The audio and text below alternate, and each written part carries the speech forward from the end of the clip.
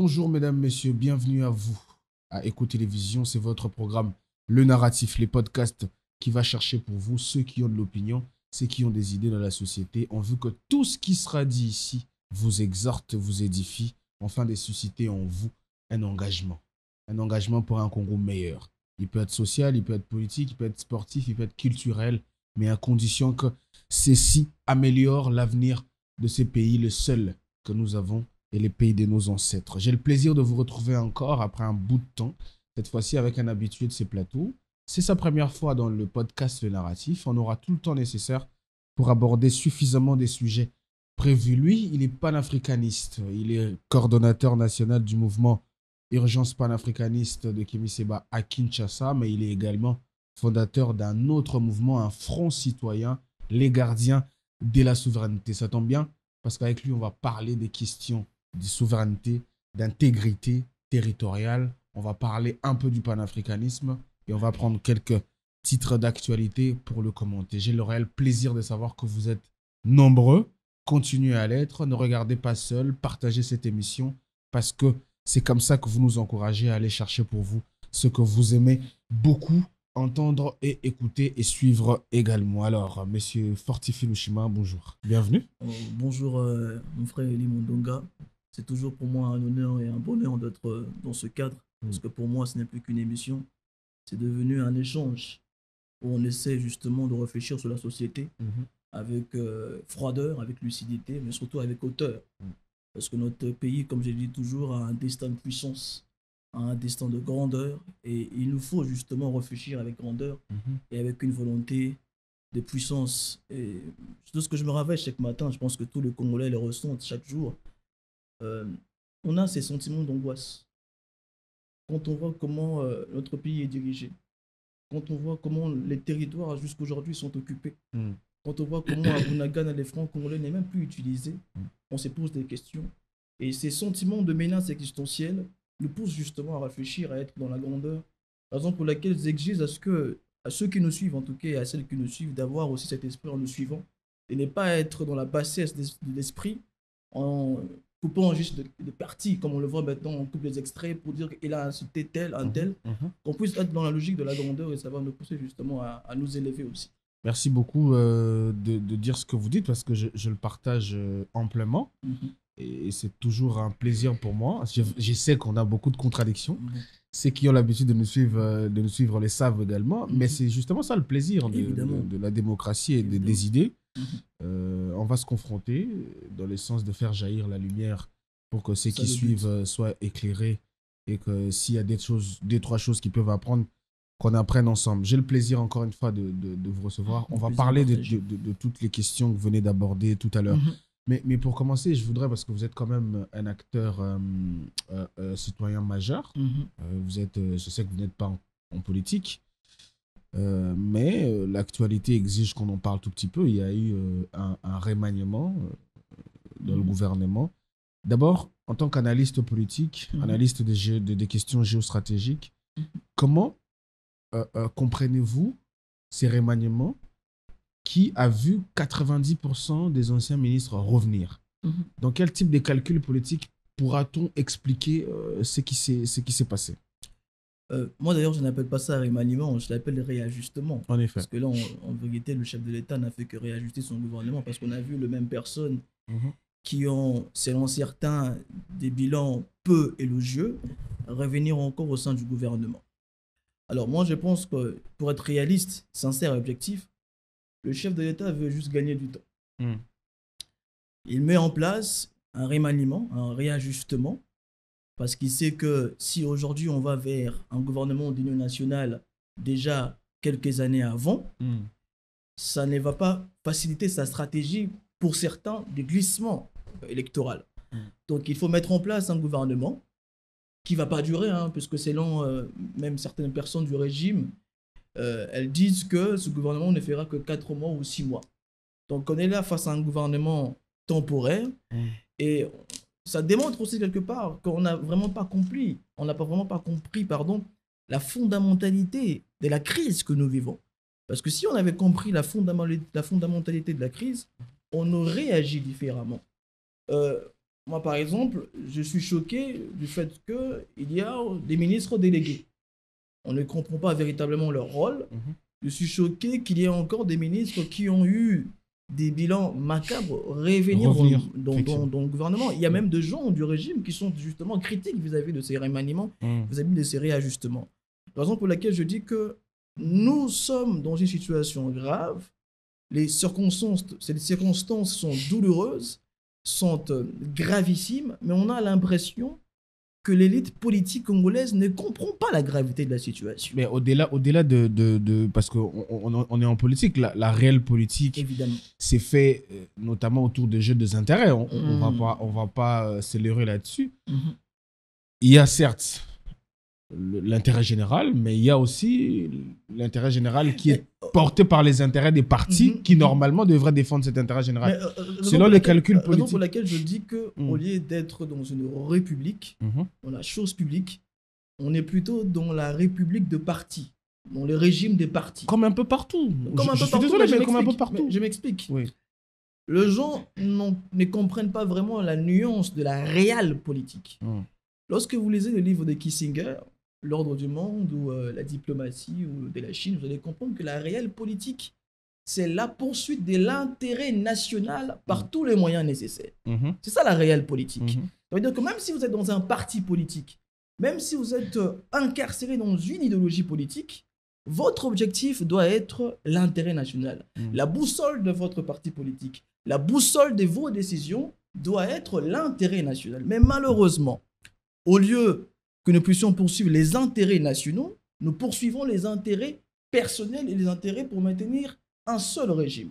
Par exemple, pour laquelle je dis que nous employons de termes sans en comprendre la profondeur et la quintessence. Mais le maintien d'un régime au pouvoir est constitutionnel. Évidemment, c'est constitutionnel. C'est même la définition, les propres d'un parti politique. Évidemment, l'objectif d'un parti politique, c'est de concevoir le pouvoir le plus tôt possible. Oui, moi pardon, je pose cette question-là parce qu'en fait, je trouve qu'on fait un mauvais procès à l'art politique. Dans tous les pays, l'art politique s'est fait autour de ceux qui se sont engagés, autour de ceux qui font la politique. On peut prendre l'exemple de la France aujourd'hui, par exemple. Ce qui se passe aujourd'hui, vous n'allez pas voir un parvenu devenir ministre. On va aller chercher dans des partis qui existent. Mais quelle est la différence chez nous? Est-ce que c'est l'échec des régimes ou c'est l'échec des formations politiques? En tout cas, c'est le deux.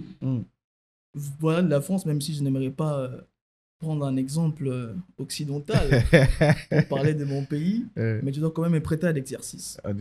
En France, il y avait un monsieur qui s'est nommé à l'époque Général de Gaulle.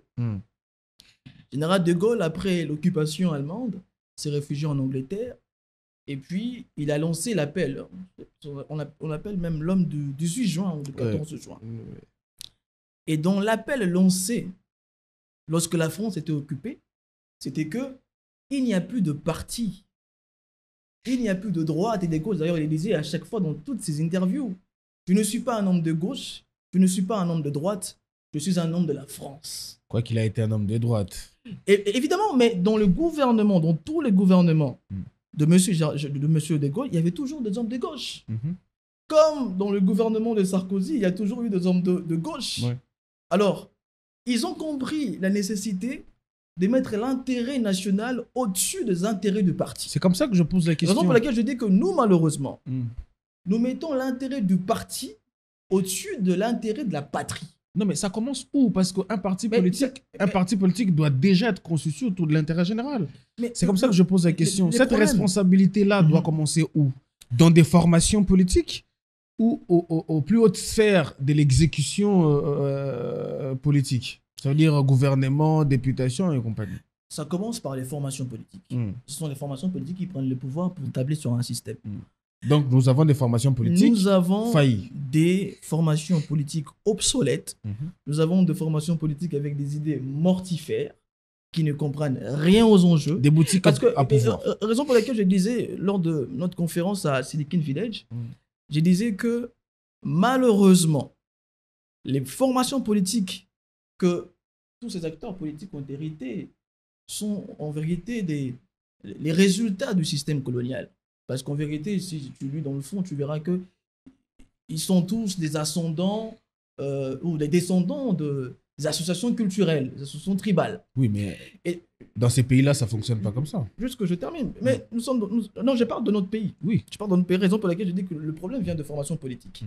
Nous avons des formations politiques qui, lorsqu'ils sont entrés dans l'arène politique, elles pensaient toutes que le Congo est une boutique de puissance mondiale. Regardez comment les acteurs congolais réfléchissent. Ils pensent tous que le Congo est une boutique de puissance mondiale. Raison pour laquelle, lorsqu'ils accèdent au pouvoir, qu'est-ce qu'ils font? Ils ne font que gérer les affaires courantes. Ils sont dans le querelle politique. Ils sont dans le bisbille politique. Et lorsque nous sommes face à une situation grave, ils font tous appel à la communauté internationale qui, selon eux, est justement, on va dire, la maîtresse de notre République. Donc, nous sommes face à des élites, à des formations politiques aliénées, complexées, et qui ne sont pas justement à la hauteur des enjeux, raison pour laquelle nous, on fait appel à la nouvelle génération décomplexée, à la nouvelle génération désaliénée, à une nouvelle génération qui est jalousement et maladivement attachée à la question de la souveraineté. Mais malheureusement, cette nouvelle génération aussi a des problèmes, il faut le dire, parce qu'il faut faire une analyse réaliste. Mais je pense qu'on sortira de cet état infernal que lorsque nous commencerons à réfléchir sur la véritable réelle politique, qui est la poursuite de l'intérêt national avant l'intérêt personnel. Il y a un procès Parce que malheureusement, je termine par là, excuse-moi mon frère, le Congo a connu des temps difficiles, des circonstances affreuses, mais malheureusement, ces circonstances affreuses n'ont pas donné naissance aux grands hommes. Oui, ça c'est pas faux. Bon, le seul grand homme, à mon sens, que nous avons connu, c'est Patrice Lumumba. Après, on peut réfléchir sur les autres qui l'ont suivi, mais je pense que c'est le seul grand homme que ce pays a connu.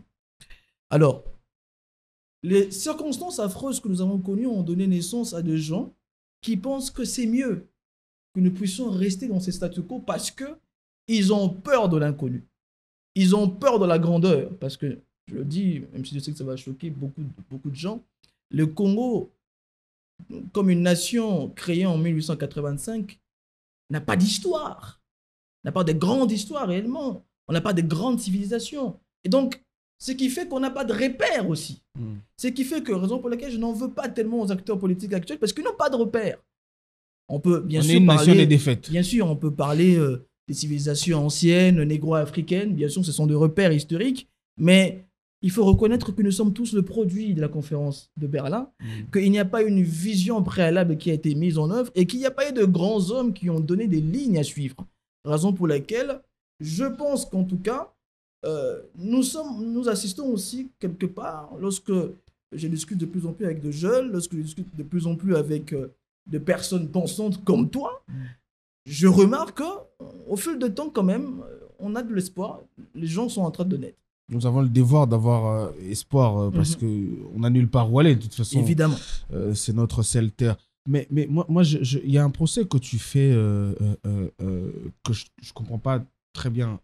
Est-ce qu'aujourd'hui, le monde est tel qu'il y a un droit international, le monde est tel que les nations, il existe un concert des nations, le monde est tel qu'il est multilatéral, bilatéral.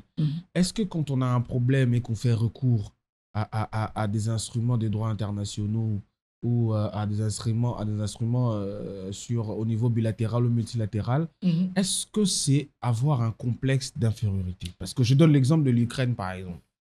La guerre en Ukraine, c'est une guerre qui fait débat au niveau international. L'Ukraine appelle à l'aide internationale. On a vu la mobilisation internationale. Est-ce que ça c'est un complexe? C'est un complexe. Ou c'est user des instruments qu'on a pour trouver des solutions? C'est un complexe d'infériorité et c'est le contentement du fait accompli. Parce que vous remarquerez que ce ne sont que des États faibles qui font recours à la communauté internationale. Lisez bien l'histoire, les grandes nations, les puissances, lorsqu'il s'agit d'agir pour l'intérêt national de leur patrie, ils n'ont pas besoin de droit international. Parce que d'ailleurs, le droit international, c'est une hypocrisie internationale. C'est une hypocrisie on est en train de suivre, qui n'existe que lorsqu'il s'agit d'émater les États faibles. On est en train de suivre les conflits irano-israéliens. Je vous donne un cas. Les conflits entre l'Israël et l'Iran. L'Israël aussi puissant qu'il est. Je vous donne un cas simple. Il fait appel à l'aide internationale. Je vous donne un cas simple. Le droit international est né dans l'hypocrisie. Parce qu'il faut reconnaître ce point de départ. Dans l'hypocrisie. Dans l'hypocrisie. Après la Deuxième Guerre mondiale, il y a eu la conférence de Yalta, où les grands du monde se sont partagés le monde, ce qui était déjà contraire au droit international, ce qui est contraire à l'idéologie du droit international. Et dans la conférence de Yalta, il y avait M. Roosevelt qui avait mis en place la théorie de quatre États. Cette théorie-là sous-entendait que la Russie, la Chine, l'Angleterre et les États-Unis devaient gérer les affaires du monde. D'ailleurs, général de Gaulle avait fait un forcing parce qu'il avait compris que la France devait aussi prendre part à cette table de grandeur. Alors, si vous partez de ces postulats-là, vous allez comprendre que même le droit international est né dans l'hypocrisie. Ça n'a pas été clair. Parce qu'en vérité... Ce que vous appelez hypocrisie, moi j'appelle ça de l'influence. Non, c'est de la puissance. C'est la raison pour laquelle je dis que le puissance, c'est son donner des règles à elle, qu'elle respecte parfois lorsqu'il s'agit des intérêts économiques partagés, mais lorsqu'il s'agit du droit international, on l'indexe aux États faibles, aux États qui n'ont pas d'armes nucléaires, aux États qui n'ont pas la possibilité de faire rayonner leur voix au concert de nations. Les droits internationaux n'existent que pour le faible, parce que les États-Unis, pour attaquer l'Irak, ils n'ont pas eu besoin d'une résolution de l'ONU. D'ailleurs, les États-Unis, en 2012, c'était le seul État qui imposait son veto lorsqu'il s'agissait de sanctionner le Rwanda lorsque ces derniers nous attaquaient. Alors, moi, je pense qu'il ne faut pas qu'on soit berné. Je sais que les étudiants de relations internationales voudraient que je puisse parler de la Convention de Vienne, de toutes ces lois internationales, mais nous sommes devant un fait. Nous sommes devant une réalité. Lorsque vous n'êtes pas puissant, vous êtes quelque part buté à respecter les droits internationaux. Mais lorsque vous n'êtes pas puissant, vous pouvez tout faire. Parce que vous parlez du droit international, mais le droit international a cautionné quelque part aussi la colonisation. Ah oui. Parce que les États colonisés africains, les États africains étaient aussi colonisés pendant que les droits internationaux avaient déjà été établis. Mais c'est les droits internationaux. La raison pour laquelle je dis que c'est les droits internationaux.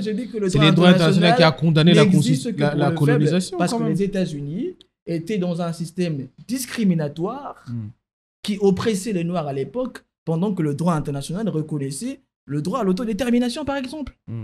Donc, le droit international a toujours existé pour le faible. Pour les forts, c'est la loi de la jungle, c'est la loi du plus fort. Et on le voit aujourd'hui. Donald Trump qui s'est réveillé, il dit que je peux occuper la Groenland, que je peux faire du Canada la 51e province de... Ça, c'est un peu du populisme. Des États-Unis, mais c'est pas du populisme. Si je prends le cas de la France, par exemple. S'il le fait, il le fera dans les règles de l'art. La France traite la Martinique, traite la Guyane, je salue mes frères combattants là-bas, traite Haïti et d'autres États d'outre-mer comme des États colonisés. Alors que certains d'entre eux réclament depuis quelque part la souveraineté. Non. Là, vous faites une conclusion assez vite, je trouve. Mais comment ça ? Parce que la question de la France d'outre-mer est une question juridique bien établie. C'est-à-dire, il y a une organisation administrative qui a accepté la situation telle qu'elle est. Notamment, il y a une responsabilité. Il y a une responsabilité Qui accepte la situation telle qu'elle est ? C'est la France qui impose la situation, ou ce sont les Noirs qui acceptent la situation? Qu'est-ce qui empêche aujourd'hui? Parce qu'il y a des mouvements indépendantistes. Et évidemment. Qu'est-ce qui empêche aujourd'hui à ce que la population réclame son indépendance? Ça ne sera pas refusé. C'est ce qui est fait aujourd'hui. Je ne sais pas si vous suivez les dernières infos. Bien sûr, mais la population aujourd'hui, et je salue, ne mate pas les gens. Je salue mon grand frère Claudicia, qui est aussi avec tous ces militants qui luttent pour l'indépendance. Aujourd'hui, ces militants la sont réprimés. Il y a un indépendantiste martiniquais qu'on vient de libérer par la France. La France l'a emprisonné juste parce que cette personne disait que sa patrie devait obtenir l'indépendance. Aujourd'hui, nous savons très bien qu'il y a des États qui sont matés, qui sont sous domination d'autres États. Raison pour laquelle je dis que les droits internationaux a été conçus pour mater les États faibles et pour permettre aux États puissants de faire ce qu'ils peuvent faire. Et raison pour laquelle je ne dis pas que c'est mauvais, parce que je ne suis pas dans le bien ou le mal. Je n'en veux pas à ces puissances-là. Je dresse juste une réalité, et c'est à nous maintenant d'assumer nos responsabilités et d'affirmer notre volonté de puissance. Tu disais quelque chose de très intéressant. Tu disais tantôt que de temps en temps, tu n'en veux pas vraiment Tu n'en veux pas du tout. à cette génération de politiques parce qu'ils n'ont pas eu de repères. On n'a pas une histoire de grandeur, on n'a pas un récit national qui nous introduit dans les sphères des grandeurs. Mais que penses-tu de la nouvelle génération qui arrive, cette génération que vous portez sur vos épaules, cette génération qui a les francs-parler, cette génération qui a l'information, cette génération qui a la capacité avec l'intelligence artificielle de savoir ce qui se passe de partout dans le monde, cette génération qui a la possibilité de voir l'histoire des grandes nations dans le monde et d'en avoir accès aussi facilement. Est-ce que vous pensez que les Congolais qui arrivent seront meilleurs, malgré qu'ils n'ont pas fait des bonnes écoles et compagnie? C'est la première question. Je pose la question parce que il y a par exemple une polémique aujourd'hui à laquelle on est un peu obligé de réagir un peu tous autour de la nomination de la ministre de la Jeunesse. La qualité du débat qu'il y a autour de cette nomination, moi j'ai envie de te le dire. Pour parler de ça, juste pour glisser un petit mot, moi je ne crois pas aux sociétés de diplomites. Je ne crois pas que pour bien gérer un État, il faut forcément être un diplômé. Parce que Jerry Rawlings, qui a remis les Ghana sur le train, n'a pas une licence académique. Thomas Sankara, qui a donné une vision de grandeur au Burkina Faso, le pays des hommes intègres, n'a pas été un diplômé. Thomas Sankara. On va faire une émission un autre jour pour parler un peu des héros africains. Moi, je ne pense pas que Thomas Sankara, c'était un... Je pense pas. Je laisse la responsabilité au Burkinabé de réagir. Non, mais sincèrement, je pense pas. On en parlera. Il a eu beaucoup de courage, mais je ne pense pas que c'était un homme de lumière. Bon, moi, je pense qu'il faut avoir beaucoup d'humilité. Si. Lorsque quelqu'un a décidé de donner sa vie pour sa patrie et que nous, présentement, on n'arrive pas à le faire. Ah non, ça c'est un argument d'autorité. Non, c'est pas un argument d'autorité. Ça, c'est un argument d'autorité. Non, c'est juste de fait. Quelqu'un qui est mort pour sa patrie, moi, je pense qu'on lui doit un énorme respect. Mais juste pour revenir. 30 secondes, comme ça, tu reviens parce que moi, je dois mettre la responsabilité. Comme j'ai la responsabilité d'être repris par les internautes et surtout les Burkinabés, je voudrais quand même me clarifier. Moi, je respecte l'engagement. Parce que même les podcasts qu'on fait, je dis tantôt que tout ce qui doit être dit ici doit exhorter à un engagement. Exactement. Tout celui qui s'engage a mon respect, le respect total. Mais après, dans l'engagement, on est des êtres humains. Il y a des erreurs qu'on va faire, il y a des mauvaises décisions. Et on est soumis à une critique. Moi y compris. Donc moi, je me permets de critiquer même ceux qui ont eu un courage que je n'ai pas, que je n'aurais pas. Donc, je me permets juste de faire une critique. Mais Thomas Sankara, c'était un grand homme. Personne ne peut nier ça. Maintenant, vous reconnaissez que c'était un grand homme. Oui, c'était un grand homme. Donc, un homme de lumière.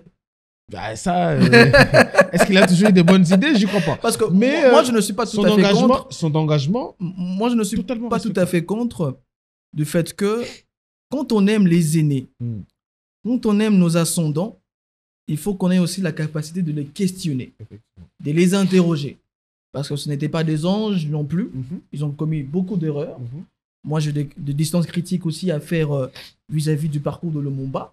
Mais il faut toujours que ça se fasse avec humilité. Reconnaître le combat et le parcours de vie. Mettons le sujet sur le diplôme. Oui, les diplômes.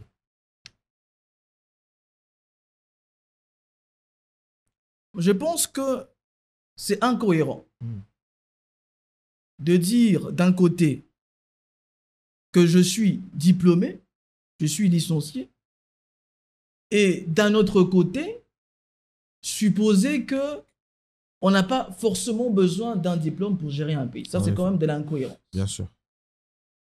Mais je pense qu'il est tout à fait valable pour ceux qui ont une certaine idée du pays, pour ceux qui ont été élevés dans la grandeur, puisque élever, être éduqué dans la grandeur, ce n'est pas aller à l'école.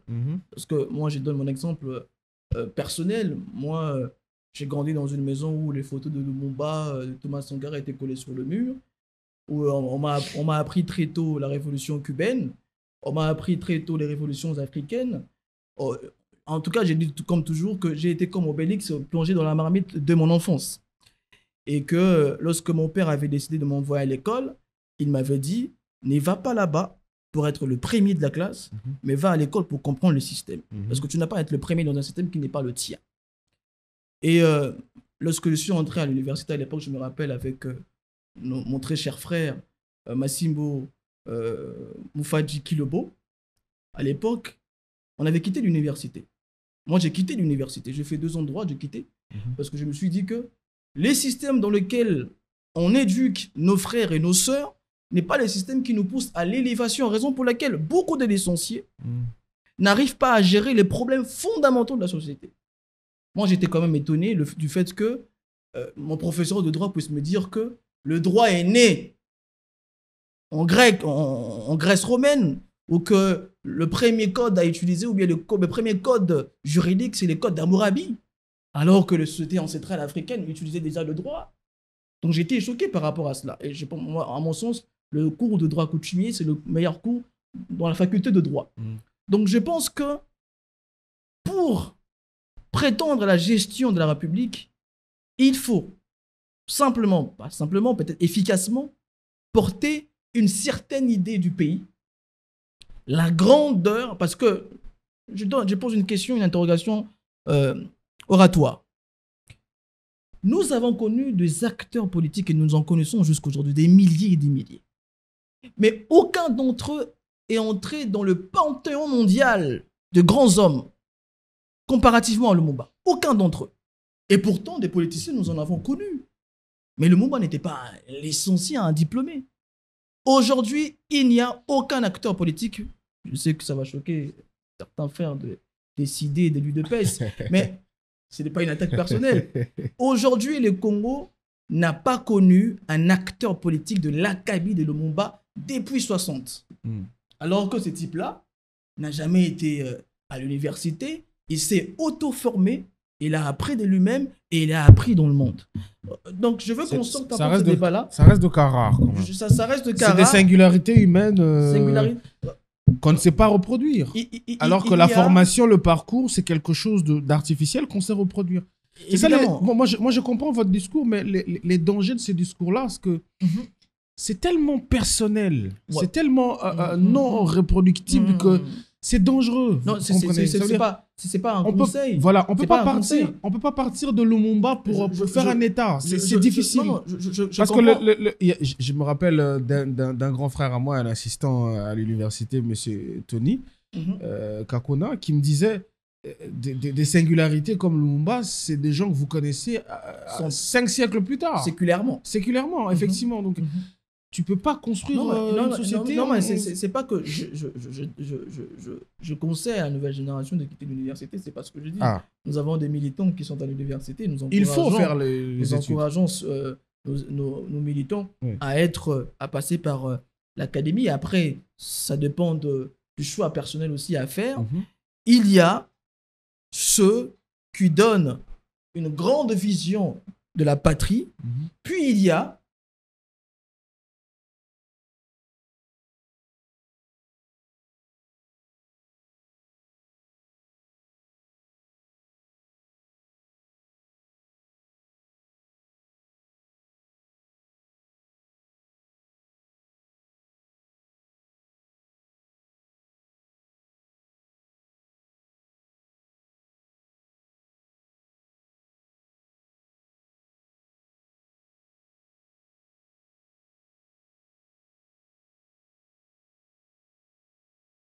littéraire, latin philo, va donner à la société congolaise. Qu'est-ce qu'il peut faire de concret? Moi, j'ai envie Parce que moi, je pense que le Congo a plus besoin de gens qui maîtrisent la mécanique, de gens qui maîtrisent la construction. En fait, l'éducation nationale doit être référentielle aux besoins de la société. Le Congo a besoin aujourd'hui? Est-ce qu'on a besoin de latinistes? Je suis totalement d'accord avec toi, mais là où parce que tu viens de dire quelque chose de très pertinent. Il y a deux types, je veux dire, il y a deux types de gestionnaires. Voilà. Il y a des visionnaires et il y a de ce qu'on appelle des résolveurs, ça veut dire des pratiquants, ceux qui sont là pour la mise en applicabilité. C'est comme quelqu'un qui fabrique le téléphone et puis il y aura des gens qui vont réparer. Effectivement, ou c'est lui qui va rassembler des pièces et tout ça. Mais il faut des idées. Voilà. Et ce qui est génial dans notre système éducatif, c'est que beaucoup de gens ne le disent pas, mais on ne va pas à l'université pour acquérir de l'expérience. On va à l'université, à mon sens, on va à l'université pour acquérir de la capacité logique. Et quand vous dites, par exemple, le procès que vous faites derrière le latin, je peux le comprendre. Mais le problème, ce n'est pas qu'on apprend pour... Moi-même, je suis un ex-latiniste. Hein. Bah voilà, moi, j'ai adoré le latin. Moi, j'ai fait les maths physiques, mais j'ai fait quelques jours en latin. Okay. 2 ans de latin en cycle d'orientation. Moi, j'ai adoré ça. Pourquoi? Parce que derrière l'apprentissage, le plus important, ce n'est pas forcément de parler cette langue, mais c'est d'apprendre la logique dans laquelle cette langue a été construite. Parce que les philosophes dont on a besoin, des hommes de grandes visions dont on a besoin, doivent être des hommes de culture. Doivent être des hommes, excusez-moi, je sais que tu es panafricaniste, mais doivent être des hommes qui connaissent l'histoire du monde, qui connaissent les pratiques du monde, qui connaissent les pratiques de la logique. Je n'en disconviens pas. Mais est-ce qu'en Chine, on enseigne aux enfants chinois le latin? Bah, ils n'ont jamais connu ça. Raison pour laquelle je dis que... Mais ils enseignent d'autres langues. Il faut réformer fondamentalement notre société. Je suis totalement d'accord. Parce que, bon, à mon sens, après je peux me tromper, je pense que le cours des mathématiques, c'est les cours le plus honorable, le plus excellent, parce que ça aide un enfant à comprendre la logique. Et d'ailleurs, les mathématiques, c'est nous qui l'avons créé. C'est l'Afrique l'Afrique de Pharaon qui a créé les mathématiques. On est d'accord là-dessus. D'accord. Donc, je pense qu'il y a, et d'ailleurs, même lorsque vous parlez à ces mêmes enfants aujourd'hui, ils pensent que c'est un encombrement aujourd'hui. Ils pensent qu'il n'y a pas de précision. Ils pensent que, même s'il faut reconnaître aussi que le niveau scolaire a totalement baissé depuis. Oui, mais pas depuis à cause. Moi, je pense que c'est pas à cause du système. C'est pas à cause du système. C'est à cause de l'évolution de la société, la mondialisation aussi qui joue, parce que même en France, on parle du même problème, même aux États-Unis, on parle du même problème. J'allais justement te donner J'allais justement te donner cet exemple. Mais les États surclassés aujourd'hui au niveau de l'éducation sont des États un peu à la vieille école, ça veut dire sont des États fermes. Vous prenez la Chine, le Japon, l'Inde, la Russie, la formation est rude là-bas. C'est pas vos histoires de LMD ou ça a tué l'Europe aujourd'hui, les LMD. On a vu ça. Faire des petits spécialistes comme si la vie ne s'arrêtait qu'à ça. Mais non. Raison pour laquelle j'ai dit que nous avons adopté un système qui n'était pas le nôtre. Malheureusement, lorsque vous adoptez un système qui n'est pas le vôtre, la dégénérescence de ces systèmes va aussi, quelque part, avoir des influences sur votre système. Parce que c'est ce que mon formateur en idéologie, Kémy Seba, me disait à l'époque, il me disait que lorsque tu adhères dans une idéologie qui n'est pas de ton peuple, sache que la limite de ta pensée sera aussi référentielle à la circonscription de cette idéologie, de cette philosophie. Parce que tu n'arriveras pas à penser en dehors du cadre imposé par les philosophes, qui a réfléchi aussi par rapport à son environnement. Parce que Montesquieu, Jean-Jacques Rousseau ont réfléchi par rapport à la France. Ils ont fait l'étude de l'homme français. Thomas Hobbes a fait l'étude de l'homme anglais. Donc, quelque part, il faut que nous puissions revenir vers nous-mêmes, raison pour laquelle je parle de l'identité nationale et de la volonté de puissance. L'identité nationale doit être aussi basée sur la connaissance de ce que nous étions, de ce que nous sommes, parce que je pense que nos richesses naturelles font partie de notre identité.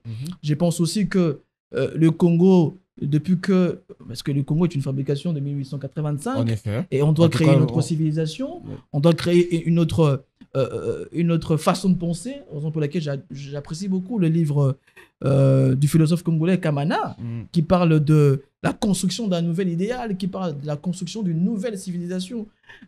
Il faut réinventer la civilisation, il faut construire une nouvelle civilisation, et pour le faire, il faut des grands hommes. Il faut des hommes qui ont du caractère, comme le disait le général de Gaulle. Il faut des hommes qui ont l'intuition mélangée à l'intelligence. Il faut des hommes qui ont cette capacité de comprendre le virage de l'histoire. Et malheureusement, au Congo, nous avons des hommes qui parlent aujourd'hui que du dialogue. Ils parlent de partage de postes. Ils parlent de changement de la Constitution. Ils parlent de routes délabrées. On n'a pas de vision de grandeur au sein de la classe politique actuelle. Je suis totalement d'accord avec toi qu'il nous faut une vision de grandeur. Moi-même, je suis un fervent défenseur de la puissance congolaise. Il nous faut absolument une vision de grandeur. Puisqu'on parle de l'identité, puisqu'on parle de vision de grandeur... J'ai l'impression que c'est une émission programme, là. C'est comme si on est en train d'exposer un programme gouvernemental. Effectivement. les narratifs, c'est vraiment les grandes idées dans leur profondeur totale. on met les pieds dans le tas et on en discute. Je t'offre la contradiction de temps en temps Évidemment. pour te permettre d'aller un peu plus loin. Moi, je veux qu'on parle un peu de l'accord de Washington. J'ai tardé à faire une émission là-dessus parce que je voulais vraiment écouter le bruit de tout le monde autour de l'analyse de cet accord-là. Mais moi, j'ai envie de dire, je suis un peu déçu. Je suis un peu déçu de la qualité du débat congolais. J'espère qu'on aura peut-être la grâce de faire un peu la différence. J'ai envie qu'on analyse cet accord-là. J'ai suivi beaucoup d'acteurs et il y en a très peu qui vraiment ont pénétré la profondeur de la chose et qui ont sorti de là des grandes questions. D'où la question que je vous pose. Quelle est votre appréhension de cette démarche? Vraiment, prenez votre temps et puis on aura un échange assez corsé là-dessus. Moi, je pense que pour comprendre l'accord de Washington, pour comprendre l'accord de Doha, et même pour comprendre le dialogue interne, il faut comprendre a priori les 3 dimensions du conflit. Les 3 dimensions de la crise à l'Est. La première dimension, c'est la dimension géopolitique internationale. Les Américains qui ont eux-mêmes vendu le carré minier aux Chinois, ils veulent le récupérer. Ils veulent récupérer les minerais stratégiques du Congo parce qu'ils pensent qu'à travers le contrôle exclusif de nos minerais stratégiques, ils maintiendront leur position de superpuissance dans le monde. Parce qu'il faut aussi la transition énergétique, il faut faire vivre l'intelligence artificielle. Il faut le dire, beaucoup de gens ne savent pas, pour maintenir l'intelligence artificielle, ils ont besoin de cobalt congolais, ils ont besoin du lithium congolais. C'est très important de le préciser. Alors ça, c'est la première dimension internationale. Et cette dimension internationale, justement, glisse dans la deuxième dimension régionale. J'aimerais qu'on retienne bien ces propos pour bien comprendre la logique de ma pensée. En 2012, M. Herman Cohen, qui était le secrétaire général adjoint au département d'État américain, il disait déjà à son époque qu'au département d'État américain, les Kivu appartient au Rwanda. C'était la réflexion de l'État profond américain. C'est la réflexion de l'État profond américain. C'est dans cette logique-là que nous entrons dans la dimension régionale. La dimension régionale, c'est que nous avons aujourd'hui un Rwanda qui est dirigé par M. Paul Kagame. M. Paul Kagame qui est l'héritier de la noblesse royale rwandaise. C'est un monsieur qui pense, comme l'ancien roi rwandais, roi Bugiri, que les Kivu appartiennent au Rwanda. Que la conférence de Berlin n'avait pas bien tracé les frontières et qu'on doit leur rendre Rutshuru et toutes les localités de l'Est. Ça, c'est la dimension régionale. Et puis, il y a M. Museveni, l'Ouganda, qui était le disciple de Julius Nyerere, qui pense jusqu'à aujourd'hui qu'il faut construire une république de l'Afrique de l'Est, qui va réunir l'Ouganda, le Rwanda, le Burundi, et le Kivu sera comme le centre de gravité. Alors, dans la dimension régionale, il y a un plan d'annexion qui est réel. Paul Kagame, et d'ailleurs je pense que si vous lisez le dernier rapport de l'ONU, il est très clairement dit qu'il a déjà mis en exécution les plans d'annexion du Kivu vers le Rwanda. Et dans ce même rapport, vous lisez que Paul Kagame enseigne aux militaires rwandais que cette partie-là appartient au Rwanda. Et d'ailleurs, c'est ce qu'ils enseignent aux enfants rwandais, que le Kivu leur appartient. Mais la troisième dimension locale vient maintenant corroborer toutes les dimensions. La première dimension internationale et la deuxième régionale. C'est que le Congolais qui ont intégré, je veux vraiment bien qu'on puisse comprendre l'archétype de l'accord. Les Congolais qui ont intégré l'M23, ce sont des Congolais qui ont des problèmes personnels avec Tshisekedi. Ce ne sont pas des Congolais qui ont juste des conflits d'intérêts économiques, parce que Nanga est allé vers le Rwanda en étant déjà millionnaire. Donc il ne cherche pas l'argent. Il veut régler des comptes à Tshisekedi. Kabila aussi, on remarque que c'est la même chose.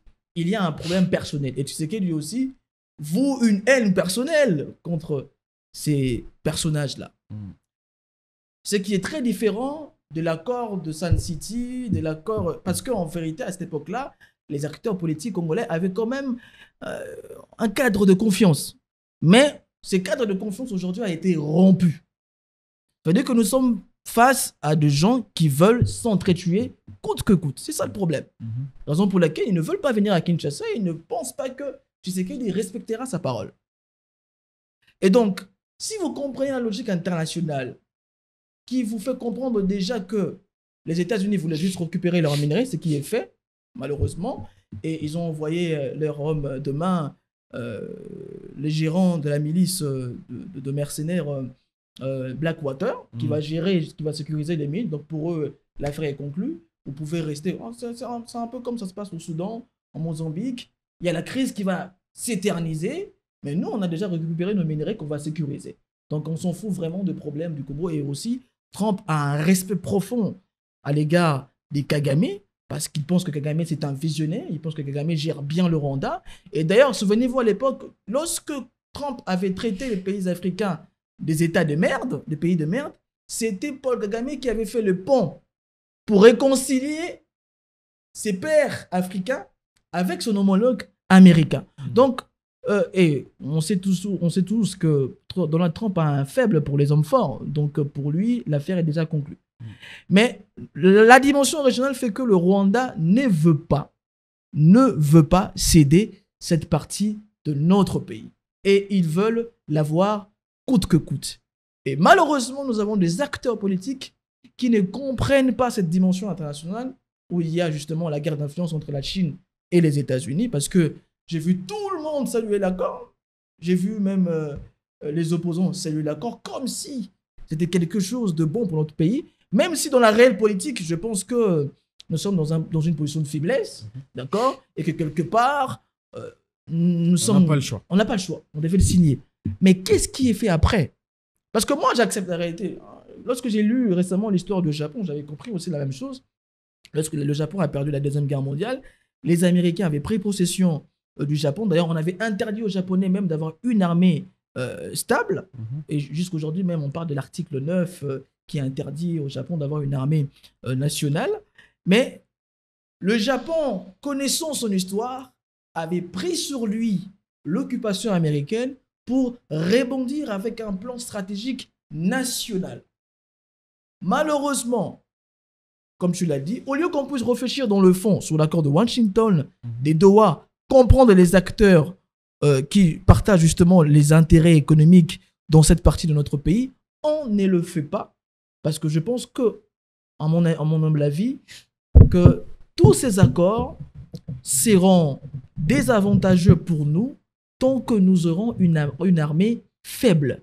Parce que c'est ça le centre de gravité de la réflexion. Avant qu'on continue, parce que j'ai noté ce que vous venez de dire, 3 points. Je veux vraiment qu'on aille point par point. Le premier point, c'est la raison géostratégique internationale. Tu dis, les Américains veulent en effet récupérer des espaces miniers que la Chine a aujourd'hui en termes de domination. Moi, je vais poser une question. Quelle est la part comment dire, quelle est la part importante en termes de participation économique, technologique, des minerais qui partent du Congo vers le monde, qui représenteraient des intérêts américains au point que Trump accepte de s'immiscer dans les affaires des guerres africaines. Je suis d'accord avec vous que, parce que Trump a été clair, hein, qu'il veut un accord économique avec les Congo et il veut pacifier la partie pour sa quête au prix Nobel de paix. Mais moi, je veux qu'on y aille. Parce qu'à un moment donné, ça devient un peu comme de la propagande, cette question de minerais. Si vous regardez, vous allez sur Internet, vous regardez, les pays qui participent, qui bénéficient de l'exploitation des minerais qui partent du Congo, les États-Unis sont 7e. Vous trouvez la Chine, l'Inde, l'Indonésie, la Malaisie, qui sont devant. Alors, je me pose la question, quelle est la part d'intérêt vraiment qu'on peut estimer qui pousserait les Américains à venir récupérer les contrôles des minerais au Kivu, par exemple? Parce que jusque-là, c'est les Kivu encore. Mais Non, bon, parce que l'accord va aller jusque. Je pense que l'accord va prendre la Grande Orientale, Oui. même le Katanga aussi sera dans les deals. Et je pense que ce qui est déplorable aussi, et dans la conception idéologique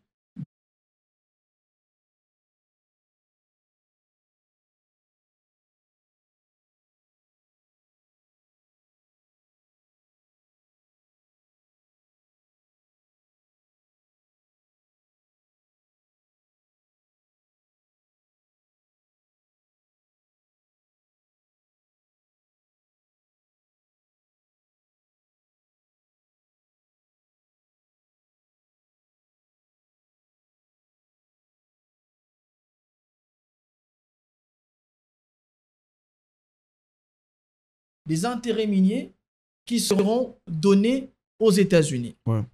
C'est-à-dire que les États, raison pour laquelle vous constaterez qu'il y a depuis quelque temps une sorte de bisbille entre le gouvernement congolais et le gouvernement chinois, parce que le gouvernement congolais est en train justement de prévenir, d'anticiper pour récupérer quelques carrés miniers, pour bien faire le deal. Et puis, il y a aussi la dimension technologique, qui a besoin du coltan, évidemment. Et d'ailleurs, je pense que les parlementaires américains l'ont dit, qu'il y a un conflit d'intérêts entre un homme d'affaires, des hommes d'affaires proches de Trump, qui veulent avoir la cité minière de Roubaïa pour le coltan congolais. Donc, il y a l'enjeu de la transition énergétique qui est fondamental. Des Roubaïa, vous dites.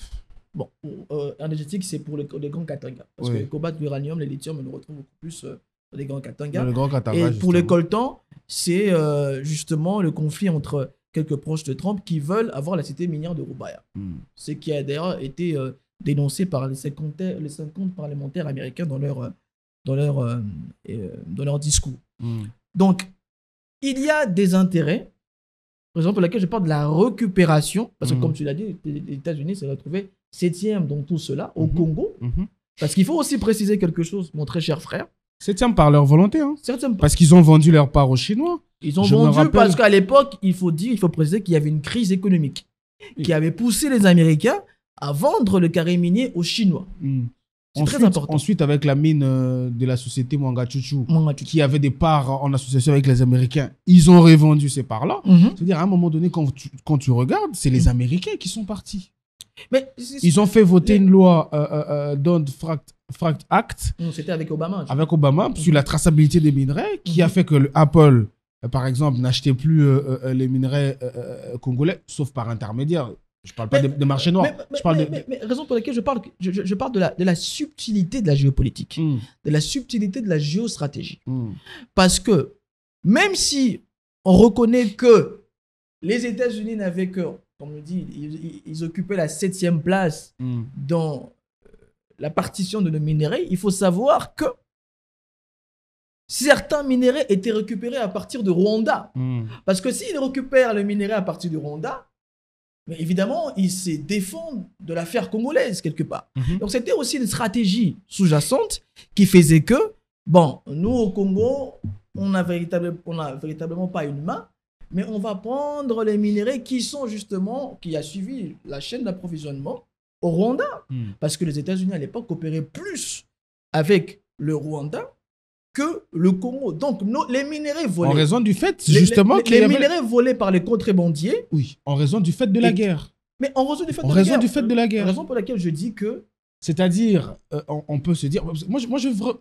Raison pour laquelle je dis... Comprends ma démarche. Je comprends la démarche. Voilà, je veux autant que tu sois le plus clair possible, mais je veux autant apporter... En fait...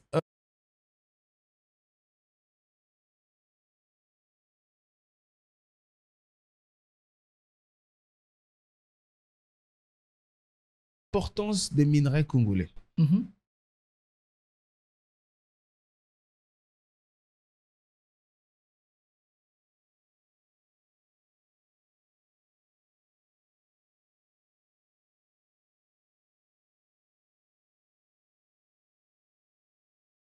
Si on entre dans ce débat-là... fait par qui, ouais, si on entre dans ces débats-là, on ne va plus avoir de références. Hein.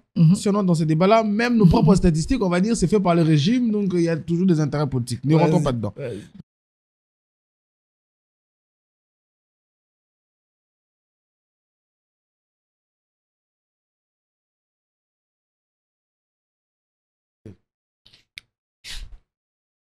qui impose la guerre? Qui impose la guerre au Congo? C'est le Rwanda. Non. Soyons très clairs. Ouais. Tout commence en 96.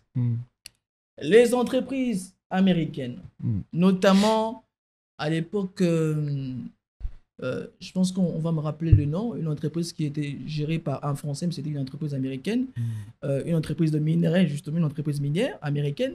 C'est cette entreprise américaine qui avait soutenu l'invasion du Congo avec Laurent Désiré Kabila, via le Rwanda. C'est l'entreprise américaine congolaise, qu'est-ce que je raconte? C'est l'entreprise américaine qui vient avec la guerre au Congo. Est-ce que c'est l'État américain? Mais nous savons tous que les multinationales sont liées aux États. Nous savons tous que parfois, ce sont même les multinationales qui dirigent les politiques internationales des États. Tu ne me contrediras pas sur ce terrain-là, quand même. Allez-y. Donc, ce sont les mêmes Américains qui ont apporté la guerre, qui ont installé un système chaotique, raison pour laquelle je dis que ils ont installé le chaos en apportant la guerre, parce que même aujourd'hui... Donc, ils n'ont pas bénéficié. Non, ils en ont pleinement bénéficié. Parce que ils ont vendu leur part à cause de la guerre. Si vous lisez les rapports mapping, quand on cite les sociétés minières qui ont participé à la deuxième agression, à la première agression, à la deuxième agression du Congo, on retrouve 80% des entreprises minières américaines. J'ai oublié le nom. Je pense que si je fouille dans mon téléphone, je te donnerai le nom. D'ailleurs, ils ont changé de qualificatif comme à chaque fois. Lorsqu'ils sentent qu'il y a des pressions juridiques, ils changent de statut juridique aussi. Donc, les entreprises américaines ont apporté la guerre, pardon. Si vous lisez même le livre de Charles Onanan, il en parle. Même le livre de Honoré Mbanda, le crime organisé en Afrique centrale, il en parle. Il cite même les entreprises Vous avez vos auteurs. Qui ont, non, pas mes auteurs, non, mais sont de fait. C'est votre droit, c'est votre droit. C'est votre droit. C'est comme un juif qui recuse les récits de la Shoah. Et j'aimerais pas que tu sois dans ce cadre-là. Bah non. Mais je dis simplement que la guerre, ce sont eux qui l'ont fabriquée. Et ils ont installé un système de chaos parce qu'ils savaient que si on installe un système stable, ils auraient plus à payer. Et tu le sais très bien, plus mieux que moi, que les capitalistes n'aiment pas payer plus lorsqu'ils mettent leur nez dans le minerai. Et les capitalistes n'aiment pas la guerre. Non. Parce qu'il n'y a jamais de bonnes économies dans une guerre. Non. Effectivement, on ne se comprend pas. On ne fait pas de l'économie dans la guerre. Tous, mon très cher frère. On ne fait pas de l'économie dans la guerre. Non. D'ailleurs, je vous donne un exemple. D'ailleurs, la guerre. Je vous donne un exemple. D'ailleurs, la guerre, selon les économistes capitalistes, c'est les meilleurs moyens d'obtenir plus de bénéfices. Pas du tout. Et c'est la meilleure circonstance d'opportunité pour les affaires. Pas du tout. Mais sinon, je vous donne un exemple concret. Sinon, pourquoi Je donne un cas simple. Mozambique, où les intérêts pétroliers de Total sont là-bas. Qu'est-ce qu'ils ont fait? Ils ont laissé perpétuer un système chaotique et ils ont cherché une armée pour aller simplement sécuriser les secteurs pétroliers mozambicains. Une armée qui paye et qui coûte cher. Non. Si. Non, écoutez. Si, parce que quand si vous lisez les statistiques, je vous donne les statistiques. Non, mais attendez, pardon. Je vous donne les statistiques. Juste une logique. 1 milliard est donné à l'armée rwandaise, mais les bénéfices obtenus... Via d'ailleurs la Mozambique. Évidemment. C'est pas les intérêts obtenus sont plus que les 1 milliard donnés. Comment c'est... Raison pour laquelle je dis que le problème, c'est que trop souvent, nous tombons dans le piège du narratif occidental. Nous faisons penser que nous ne pourrons pas bien fonctionner dans un environnement de guerre pendant que leurs entreprises sont en train de piller ces mêmes territoires en guerre. On prend le cas concret de Total. Vous êtes un distributeur de carburant. Comment vous vendez dans un environnement de guerre où les gens fuient? Non, c'est ça le problème. Où les gens ne circulent pas. Le problème, c'est qu'en Afrique, on ne vend pas. Le problème, c'est qu'en Afrique, on obtient. On vient pour obtenir un produit qu'on va transformer. C'est ça la différence. En Afrique, les multinationales ne viennent pas pour vendre. Elles viennent pour obtenir de produits pour transformer. En Total ne vend pas. Non, mais je ne dis pas que Total ne vend pas. Non, moi, j'ai dit qu'en Afrique, lorsque les multinationales atterrissent, c'est pour obtenir le produit, puis aller les transformer chez eux. Parce que nous ne sommes pas des sites industriels. Mais ce qui est logique. Je n'en veux pas aux Ce multinationales. qui est logique. Dire Ça cela, rentre de la logique d'abord. Mais raison pour laquelle je dis que dire cela ne veut pas dire que j'en veux aux multinationales. Voilà. Je veux simplement exposer une réalité. La réalité est que ils viennent installer le chaos là où ils vont obtenir le produit. Puis par après, ils vont prendre le produit pour aller les transformer chez eux, puis les revendre à ces mêmes habitants qui, à court ou bien en crise économique, vont acheter le produit plus cher. Moi, je vais te donner un autre cas beaucoup plus concret. Parce qu'aujourd'hui, quand je regarde les statistiques, la part des contributions au budget du Rwanda dans le commerce minier est de 1%. Ça représente 1% de leur budget. 1% de leur budget. Le coût total... Non, mais ça, c'est... Moi, je suis pas totalement d'accord avec les statistiques données. Pourquoi? Pourquoi? Là, on aura difficile à débattre parce que... Mais j'aimerais qu'on nuance toutes les statistiques que nous recevons. Parce que c'est donné par des institutions sérieuses. Qui de temps en temps... Financées par qui? Non, mais qui de temps en temps... Les mêmes institutions font des rapports contre le Rwanda aussi. J'ai dit ceci, mon frère. Quand les experts des Nations Unies font des rapports qui incriminent le Rwanda, on ne pose pas la question des financés par qui. J'ai dit ceci, mon frère. Je dis simplement ceci. Toute information poursuit un but géopolitique. Toute information donnée par les grands médias, par les grands instituts de recherche, poursuit des intérêts géopolitiques. Dans ce cas, on fera comment? Je te donne un cas simple. Ça restera des points de vue. On ne va pas discuter autour de points de vue. Je te donne un cas simple, mon frère. Allez-y. Nous sommes à l'époque léopoldienne. Le pays est extrêmement dans un environnement chaotique. On coupe les organes génitaux, on coupe le mât. Mais qu'est-ce qu'ils font? Qu'est-ce qu'ils font? Ils prennent notre caoutchouc. Cela ne veut pas dire qu'ils ne pouvaient pas opérer dans un environnement chaotique. C'est totalement faux. C'est ce qu'on veut faire avaler à ceux qui ne maîtrisent pas la géopolitique. On vous fait avaler qu'ils ne peuvent pas opérer dans un environnement chaotique. Non. Ils installent un environnement chaotique pour prendre les produits. À l'époque de Léopold, c'était pas la guerre. C'était la méthode du travail qui n'était pas... Bah oui, c'était pas la guerre. Le capitalisme... On faisait peur pour plus produire.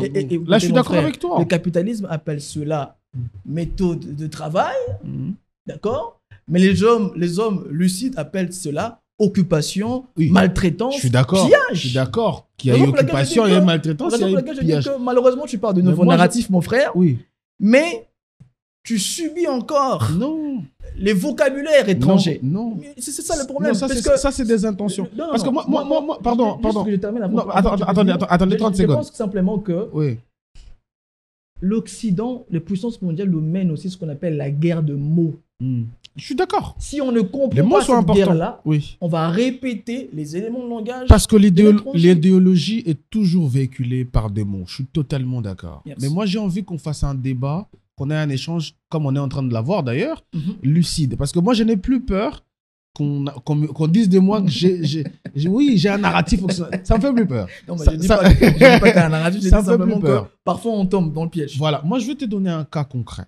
Quand vous regardez le coût global de l'exportation en termes miniers du Rwanda, vous allez voir que pendant la période qu'on a eu un semblant d'accalmie avec eux, où on a eu même un accord avec eux, ça veut dire de 2021 jusqu'à ce que les M23 reprennent, le Rwanda est passé, je crois, de 700 millions en termes de coût global à 1,7 milliard en termes de coût global.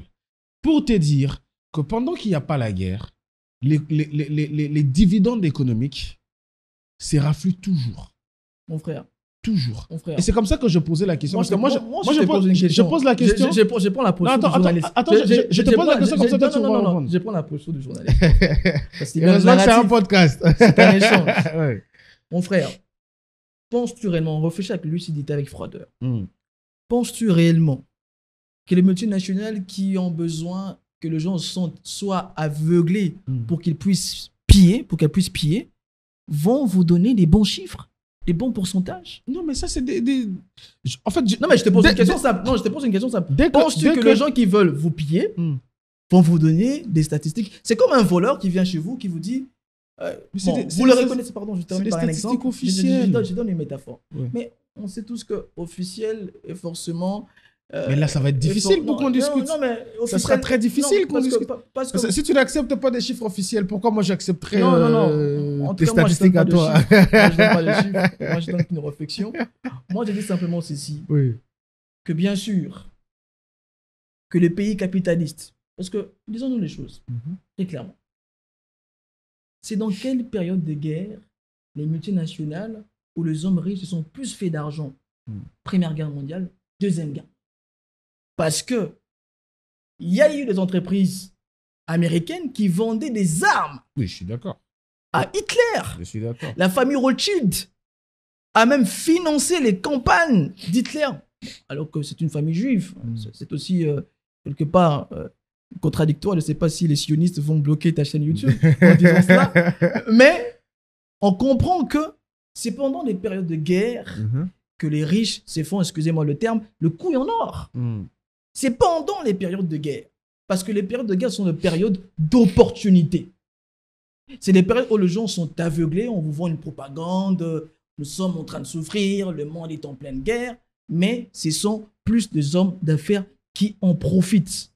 Pourquoi le Congo va se complaire dans une situation de guerre si cela ne nous bénéficie pas? Nous, on ne demande que la paix. La raison pour laquelle je dis que les Occidentaux, pas que, même les puissances mondiales, on parle de la Chine, on parle de tout ça, ils mettent un système chaotique pour venir obtenir le produit parce qu'ils savent qu'avec un système stable, ils ne peuvent pas venir l'acheter complètement parce qu'ils savent que ça coûte plus cher. Donc il faut imposer le chaos pour prendre les minéraux et pour aller les transformer, pour venir le revendre à ceux qui sont dans une situation de guerre. Et lorsqu'ils les revendront cela, ça sera avec un prix beaucoup plus élevé. Je vais te poser une question. C'est le capitalisme. Je suis vraiment pas d'accord avec ta compréhension du capitalisme et avec ton déroulement économique. Je suis pas du tout d'accord parce que d'abord, la guerre, à mon avis, je peux peut-être me tromper, la guerre dépossède en termes de pouvoir d'achat. Comment tu veux qu'on vienne revendre aux gens qui n'ont même plus de stabilité domestique, qui n'ont même plus de stabilité nutritive. Là, on va entrer dans la profondeur, mon frère. C'est ça le problème. La raison pour laquelle j'apprécie tes questions, j'apprécie cette émission. On entre dans la profondeur. Allez-y. Et les guerres sont, dans la plupart des cas, financées par le plus riche. Les multinationales, les familles riches, etc. etc. Pourquoi? Parce qu'ils veulent affaiblir les États. Parce qu'ils savent qu'en affaiblissant les États et les populations, ils ont plus de marge de manœuvre, ils ont la possibilité justement de prendre en main les économies des États. Ça, c'est le fonctionnement du capitalisme. On dépossède l'État, on insère ce qu'on appelle le libéralisme économique où les privés prennent le dessus, où les privés font la loi, pour justement... Je sens que vous avez des sensibilités de gauche. Non, pas de gauche. Je suis ni de droite ni de gauche, ça ne m'intéresse pas. Moi, je suis qu'un Africain qui est guidé par l'intérêt national, par l'intérêt continental. Donc, les riches organisent des guerres pour affaiblir les États, pour que ces derniers puissent justement accepter la logique libérale économique. Et puis, à travers ces systèmes-là, ils se font encore plus d'argent. Donc, les guerres profitent aux familles. Je ne dis pas que les guerres profitent au peuple, non. Mais je dis que les guerres profitent à ceux qui sont déjà riches, parce qu'ils savent que pendant cette période-là, ils vont encore se faire plus d'argent.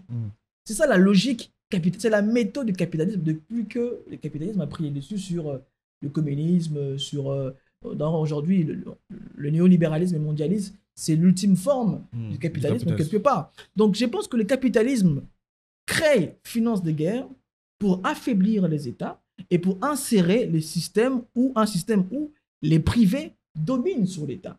Et c'est ce que nous sommes en train de voir. Maintenant, je suis d'accord avec toi que les États-Unis n'avaient pas plus de part à un moment donné parce que, connaissant la crise entre 2005, 2006, 2007, ils ont vendu leur carré minier aux Chinois. Et donc, ils s'approvisionnaient plus par le Rwanda que via le Congo.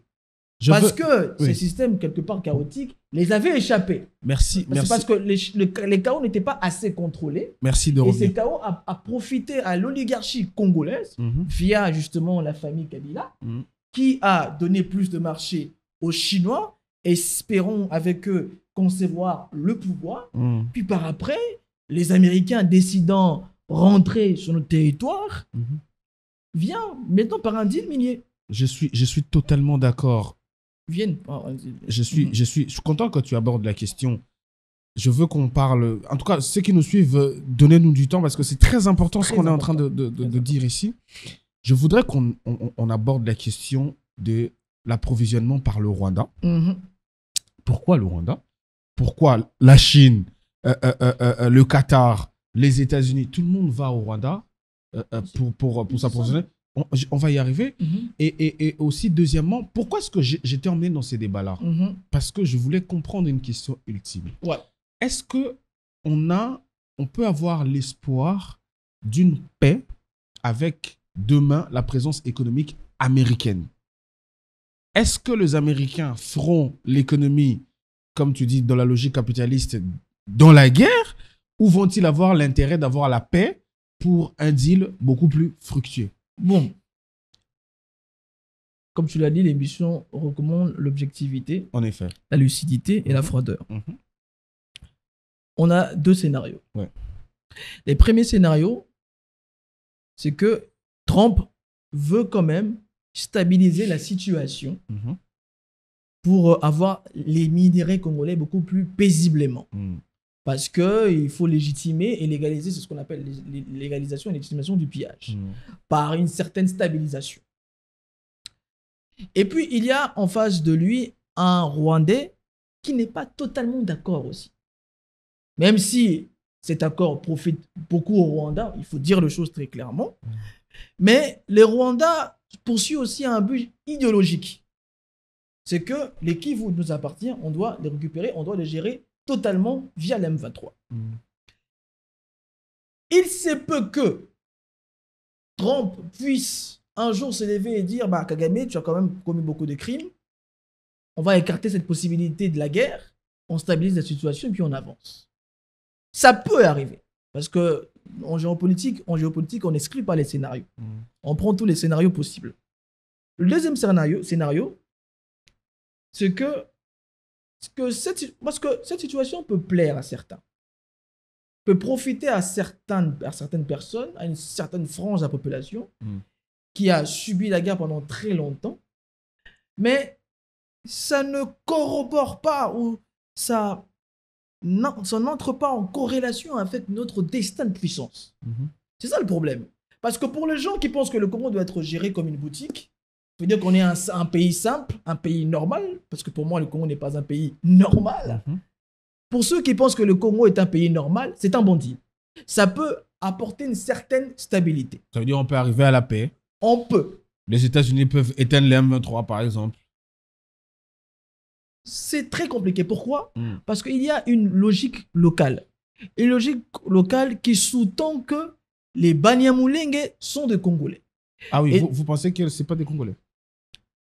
On a beaucoup fait ces débats-là, mais aujourd'hui, je ne veux pas qu'on puisse... on reviendra. Parce que dans cette logique locale... On va prendre l'aspect régional, oui. Dans la logique locale, comme les M23 se disent être de Banyamulenge, donc de Congolais qui ont de droit au Kivu, qu'est-ce qu'on va faire?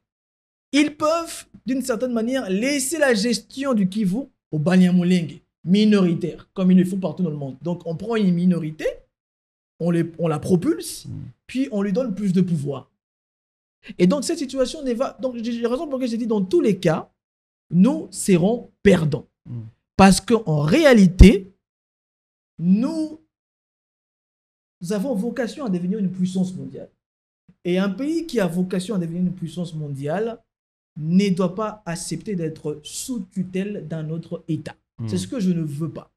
Donc, je pense sérieusement, froidement, objectivement, que d'une certaine manière, on peut avoir la paix, factice aussi, mais si on veut viser grand pour le Congo, cet accord n'est pas le bon. Donc, les deals avec les Américains peut pendant un bon moment, nous apporter, Une paix par factice. concession, une paix. On peut obtenir... parce que... Pourquoi je pose la Et question? ça sera aussi une paix temporaire. Pourquoi? Oui. Parce qu'il y a une logique frontale entre le Rwanda et le Congo. Parce que certains Congolais ne sont pas guéris psychologiquement de la guerre que le Rwanda a fait subir au Congo à la partie Est. Et je ne pense pas que ces enfants-là, ces moments-là, ces papas-là, vont accepter totalement cette cogestion de ressources. Donc il y aura toujours des révoltes. Il y aura toujours des guerres parce que cet esprit revanchard est cyclique. Kagame nous fait aussi cette guerre parce que quelque part le général Mayele l'avait humilié parce qu'il était en train d'envahir le Rwanda à l'époque. Donc il y a un sentiment revanchard cyclique et ça fait que nous puissions être dans une paix temporaire mais pas éternelle, raison pour laquelle je dis que la paix éternelle et la paix définitive se basent sur la restructuration, la refondation de l'armée. Parce que seule une armée efficace, puissante, pourra rééquilibrer les forces pour que nous puissions obtenir un bon deal. Parce que je ne suis pas en train de dire ici qu'on ne doit jamais dealer avec les Américains. Nous sommes un État normal, un État qui a vocation à être une puissance, donc on doit coopérer avec tous les États. Je suis d'accord. Mais on doit le faire en bonne position. Je suis d'accord avec toi qu'il faut de l'organisation chez nous, il faut une administration. En fait, en gros, il faut un État qui fonctionne. Exactement. Pour que nous recouvrons une paix durable et une souveraineté et une intégrité territoriale. Mais moi, je posais la question parce que il y a des avis divers. Je voulais vraiment savoir ce que tu en penses. Parce que le Congrès américain a pris une résolution qui ensuite exige un certain nombre de choses. Une transparence. Notamment le respect de la Constitution. Droits de l'homme. Droits de l'homme, notamment les dialogues intercongolais par le format de pacte social, SCC5. Ça veut dire qu'il se dégage quand même une volonté de la part américaine de pacifier la région pour faire les affaires assez calmement. Pour être honnête avec toi, mon frère, après, il faut que je puisse aussi certifier cette information.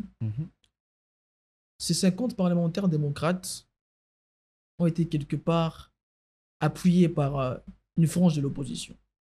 Congolaise. Parce que certains acteurs politiques de l'opposition pensent que cet accord arrange les régimes de Tshisekedi. Donc il faut quelque part essayer de saper cette opération. Comprenez? Je ne dis pas ici que le deal est bon. Je ne dis pas ici que le régime est bon. Mais je dis que je crains que une force de l'opposition, puisqu'on a connu à l'époque de Kabila où on finançait certains députés européens pour faire des mauvaises campagnes, effectivement. C'est les malheurs congolais. Je pense que une France de l'opposition est derrière cette déclaration pour tenter de faire ce qu'en réalité, tu sais qu'il dit, ce sont quelque part en position de force en se disant, bon, j'ai déjà signé un deal avec les Américains, donc si vous venez traiter avec moi, je serai en position de force. C'est mon garant. Voilà. Alors, ils veulent un peu lui faire comprendre que, écoute mon frère, écoute notre frère, tu n'es pas totalement en position de force parce qu'on peut quand même tenter de faire saper l'opération. Donc, je ne crois pas en l'honnêteté de ces parlementaires-là, de cette résolution, parce qu'il y a aussi une grande guerre entre les démocrates et les républicains. Je ne pense pas que Trump aussi va se plier à la volonté de ces 50 parlementaires. Donc, c'est extrêmement compliqué, c'est extrêmement complexe, ce cas-là. Je pense qu'il y a un appui congolais, il y a une... Bon, j'aime pas cette affaire de main noire, mais il y a quelque part une main noire. On sait comment certains opposants sont très riches, ils sont très liés aux démocrates, très liés à certains politiciens, politicards américains. Donc, je crains que ça ne soit pas honnête. Je crains beaucoup. On va vérifier d'ailleurs la capacité d'applicabilité de cette résolution. Mais il y a un deuxième aspect du conflit que tu avais abordé toi-même, c'est au niveau régional. Parce que quand on analyse ces conflits, tout de suite, on se rend compte qu'il y a deux visions du monde qui rentrent en conflit. Ça veut dire qu'il y a d'une part, du côté rwandais, une vision plutôt idéologique, un peu existentielle, que j'aborde un peu différemment de toi. Je ne pense pas que la théorie de la balkanisation soit vraie, qu'elle soit fonctionnelle, qu'il y ait une volonté expansionniste. Mais il y a déjà une balkanisation de fait. Je te dirai pourquoi. Parce que vas-y. À cause de nos frontières qui sont poreuses, je ne comprends pas comment est-ce qu'en Afrique, on peut penser une expansion ou une domination. de toute façon, le peuple sont d'un côté comme dans l'autre, je trouve ça un peu plus complexe. Il y a cet aspect. Raison pour laquelle le Rwanda ne parle pas de la balkanisation, mais il parle de la récupération. Ça va être Parce difficile. qu'ils se disent que ces territoires-là... Et d'ailleurs, j'aimerais ici, Oui. et je pense que c'est pour moi le meilleur plateau pour que je puisse le dire, En effet, vas-y. nous connaissons aussi le même problème avec l'Angola. Mais on en parle peu. Parce que le pétrole congolais qui profite plus aussi à Perenco, qui est une entreprise franco-britannique, qui pille le pétrole sans donner... Bon, il y a aussi la complicité interne parce que la gestion de la chose publique devait aussi pousser ces entrepreneurs-là à bien faire les choses. C'est un pillage entre guillemets Voilà. par notre volonté. Exactement. Il faut Et certains entrepreneurs aussi de Mwanda. Alors je pense que si Dieu le veut, je serai là-bas à Mwanda pour en parler avec la jeunesse de Mwanda qui s'est plaint du fait que les pétroles qui devaient faire de Mwanda le Dubaï du Congo profitent plus à une certaine élite politique et malheureusement, on abandonne aussi les entrepreneurs locaux qui veulent quelque part aussi dans une logique d'autodétermination. Donc, il faut aussi qu'on en passe que l'Angola aussi est entré quelque part, parce que vous savez que, ça ce sont les informations que j'ai obtenues parce que nous avons une antenne là-bas, mensuellement, les troupes angolaises font quelques, comment on appelle ça, quelques passages de troupes sur le territoire congolais, sans qu'on en parle. On parle beaucoup de l'intrusion de l'armée rwandaise, mais on n'en parle pas de l'intrusion sempiternelle de l'armée angolaise sur notre territoire. Donc il faut aussi qu'on en parle. L'Angola qui s'est beaucoup immiscé d'ailleurs dans voilà, ce conflit. Voilà, raison pour laquelle les autorités congolaises ou le politicien congolais essaient toujours de flouter cette question du pétrole, comme si le Congo n'avait véritablement pas de pétrole, comme si le Congo a les pétroles qui bénéficient aussi aux dépenses publiques, il faut dire les choses. Et ces pétroles-là peuvent beaucoup nous servir. Raison pour laquelle j'irai à Mwanda, quoi que cela de plaise à l'entreprise franco-britannique, on ira là-bas avec le secrétaire général et sûrement nous serons invités par un certain Lombo Onésime qui est aussi très, très, très actif là-bas et on en parlera avec efficacité. Moi, je t'encourage et j'attendrai ton retour. Pour voilà. qu'on Donc fasse la un balkanisation. Nous vivons une balkanisation de fait, mon frère. À Bunagana, les francs congolais n'est plus utilisés. Oui. On utilise les shillings ougandais. Ça, c'est parce qu'il y a une absence de l'État. Bien évidemment. Et quand il y a absence de l'État, il y a véritablement la présence d'un autre État. C'est logique, politiquement. Parce que s'il n'y a pas l'absence de l'État, soit il y a l'ordre des contrebandiers, soit il y a l'ordre d'un autre État frontalier. Parce qu'un État frontalier ne peut pas permettre une crise près de son territoire. Donc il va tout faire pour, quelque part, instaurer l'ordre à la place d'un autre État. Il peut y avoir un ordre d'un autre État, par horreur du vide, je suis d'accord, mais est-ce qu'il y a une volonté d'expansion? C'est ça la question, parce que la volonté d'expansion, de l'occupation, de prise des territoires, très cher frère, c'est ça que moi je comprends. Tu as lu les livres, les derniers rapports des experts de l'ONU. Ouais. Ils ont très bien dit que Kagame a déjà mis en œuvre le plan d'annexion. On vit une sorte d'administration parallèle, de gouvernement parallèle. D'ailleurs, pas plus tard que hier, les rebelles ont installé, les agresseurs ont installé une commission juridique pour gérer les affaires courantes des territoires occupés. D'ailleurs, ils appellent ça les territoires libérés. Et ils disent qu'ils ne quitteront pas le territoire qu'ils ont occupé, qu'ils ont libéré, entre guillemets. Donc, pour moi, il y a déjà une certaine balkanisation des faits. Comment vous comprenez cette balkanisation? Comment tu comprends cette annexion de territoire? Ça va se passer comment? Par la déportation de peuple? Non, pas par la déportation de peuple. Ça sera juridique? Ça sera militaire? Ça sera, en tout cas, ça sera multisectoriel. Ça sera militaire parce qu'on connaît déjà l'invasion de l'armée rwandaise. Il y aura aussi le côté où le Rwanda veut faire retourner les réfugiés congolais. Il faut aussi vérifier si ce sont véritablement des Congolais ou ce sont simplement les Tutsis, les Hutus et les Touaregs. Il faut voir leur nombre. Qui veulent déverser sur le territoire congolais. Il faut voir leur nombre. Moi, je te le dis, hier, j'étais en train de parler avec ma nièce qui est à Goma, qui est vue sur un territoire occupé, raison pour laquelle je tiens profondément à ces territoires-là. Mais ils disent tous que ce sont les Rwandais qui surveillent. Vous allez dans les communes, dans les quartiers, sur les avenues, même les gens qui balayent, ce sont les Rwandais qui les surveillent. Comment ils savent que c'est des Rwandais? Bah, écoutez, quelqu'un qui a vécu là-bas pendant plus de 30 ans, qu'est-ce qu'il va te dire, mon frère? Attention, parce que très facilement, on tombe dans le délit des faciès. Non. C'est ça le problème. Non. Déjà, beaucoup de gens... Il y a les Kinyarwanda, Hmm. il y a les Kinandé, il y a les Kishi, tout ça, etc. Mais quand tu es quelqu'un de Goma, tu sais que celui-ci s'exprime en Kinyarwanda. Les Kinyarwanda ne se parlent pas au Congo. C'est pas une langue congolaise, mon frère. Il n'y a pas de peuple. C'est pas une langue rwandaise.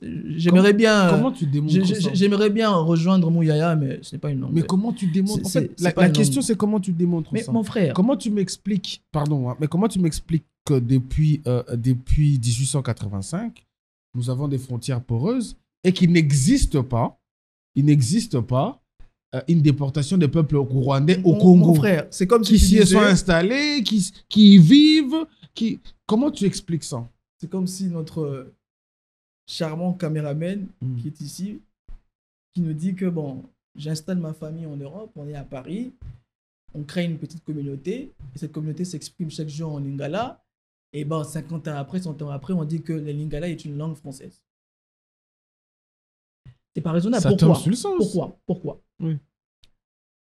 Dans notre pays, culturellement,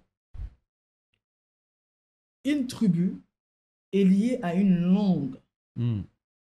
On reconnaît une tribu par sa langue. Les Tétés-là parlent les Kitétés-là. Les Bamongo parlent les Kimongo. Les Baluba parlent les Chiluba. Les Nandé parlent les Kinandé. Et miraculeusement... Les Banyarwanda parlent Kinyarwanda. Non. Donc, vous voulez me dire qu'il y a les Banyarwanda et les Banyamulenge? Bah oui. Non. Ils sont congolais, les présidents de la République a dit qu'ils étaient congolais. Non. Ce sont les Banyamulenge qui disent que leur langue, c'est le Kinyarwanda. Raison pour laquelle je dis que ce sont les réfugiés rwandais, donc les Rwandais qui se sont installés sur les territoires congolais et qui sont devenus qui congolais, s'expriment en Kinyarwanda, mais le Kinyarwanda n'est pas une langue congolaise. Comment tu peux dissocier une langue à un peuple qui est devenu congolais? Parce que la définition de la nationalité frère, congolaise... Citez-moi... Non mais attendez, historiquement et culturellement, oui. Vous n'allez jamais me citer le nom d'un chef coutumier Munyamulenge. Ça n'existe pas. Pourquoi les Munyamulenge, les Banyamulenge n'ont pas de chef coutumier? Comment ça, ils n'ont pas de chef coutumier? Mais je vous dis, parce que le chef coutumier, ce sont les chefs des terres. Les Banyamulenge n'ont pas de chef coutumier. Mais comme tous les autres peuples. Tout le temps qu'il y a eu de déportation... Mais je vous dis, allez vérifier où? Je vous dis que les Banyamulenge n'ont pas de chef coutumier. Ils les ont créés et ils ont même tué le nôtre. Parce que lorsqu'ils arrivent sur un territoire, parce que normalement, les Mulenge, en vérité, c'est une sorte de montagne, hein, là-bas, dans le Grand Kivu, et ils se sont installés là-bas. Alors que nous, un peuple n'est pas lié à une terre. En fait, le nom d'un peuple ou la culture d'un peuple n'est pas lié à une terre, mais c'est lié à son histoire et lié à sa langue. Les Banyarwanda qui sont venus au Congo se sont installés à Mulenge. Ils se sont appelés et fabriqué le nom de Banyamulenge. Ce qui n'est pas référentiel à une langue qui est reconnue comme culturellement, qui est reconnue comme culture chez nous. La raison pour laquelle je dis, j'aimerais bien... Tu avances beaucoup d'affirmations sans référence. Moi je dis... Quels sont les documents qui reconnaissent les cultures, qui reconnaissent les langues? Si vous allez, mon frère... Parce que la Constitution dit la définition de la nationalité. Le problème, c'est à ce niveau-là. Moi, je ne tergiverse pas la question de nationalité. Notre définition de la nationalité, c'est que tout celui dont les parents, les arrière-parents, étaient sur le territoire congolais avant 1960 est congolais d'origine. Mon frère. C'est-à-dire que si Paul Kagame était né ici en 58 ou en 57 et que ses parents vivaient ici avant 60, ce serait un Congolais. Mon frère. Il réclamerait la nationalité congolaise, on lui donnerait. Si vous lisez les documents coloniaux de l'administration coloniale qui retrace les tribus congolaises, je ne veux pas ici faire de la fixation. Désolé, je ne veux pas ici faire de la fixation. J'ai beaucoup cherché ces documents-là, je ne l'ai pas encore vu. Allez vérifier ça sur Internet et vérifier même si on a l'occasion d'aller en Belgique. Depuis qu'on a demandé le visa pour aller faire des conférences, on ne le donne pas. Je ne sais pas pourquoi. Vous êtes anti je ne sais pas. Et pourtant, ils se disent être de démocratie. Ils ont des intérêts aussi. Voilà, donc c'est plutôt l'intérêt que la démocratie. Donc, si vous allez lire les documents coloniaux, vous allez voir que dans la liste des tribus congolaises, il n'existe pas une tribu Banyamulenge. J'accepte. Moi, j'aimerais vraiment lire ces documents. J'accepte le fait que... Quiconque là, envoyez-le-moi. J'aimerais le lire. J'admets le fait que il y a des Tutsis rwandais qui vivent au Congo et qui sont devenus juridiquement de Congolais. Je l'accepte. Mais je n'aime pas ce terme Banyamulenge parce que ça n'existe pas. C'est une fabrication. Si vous êtes Banyamulenge... Ça change quoi? Je termine par là. Ouais. Si vous êtes Banyam Rwanda, si vous êtes Tutsi, assumez le fait que vous l'êtes. Mais arrêtez de vous cacher devant une étiquette qui n'existe pas. Donc, il existe des Tutsis congolais. Il existe des Tutsis congolais. Je suis complètement d'accord sur ce point-là. Mais je n'accepte pas le fait qu'il existe des Banyamulenge parce que c'est une fabrication. Mais c'est quoi la différence? Mais la différence, c'est que, être Munyamulenge, c'est sous-entendre qu'il y a un projet d'annexion. Parce que, écoutez mon frère, écoutez. Allez-y. Je te donne un cas simple. La loi sur la nationalité congolaise, en fait, c'est la même qu'on répète depuis très longtemps. Depuis Mobutu.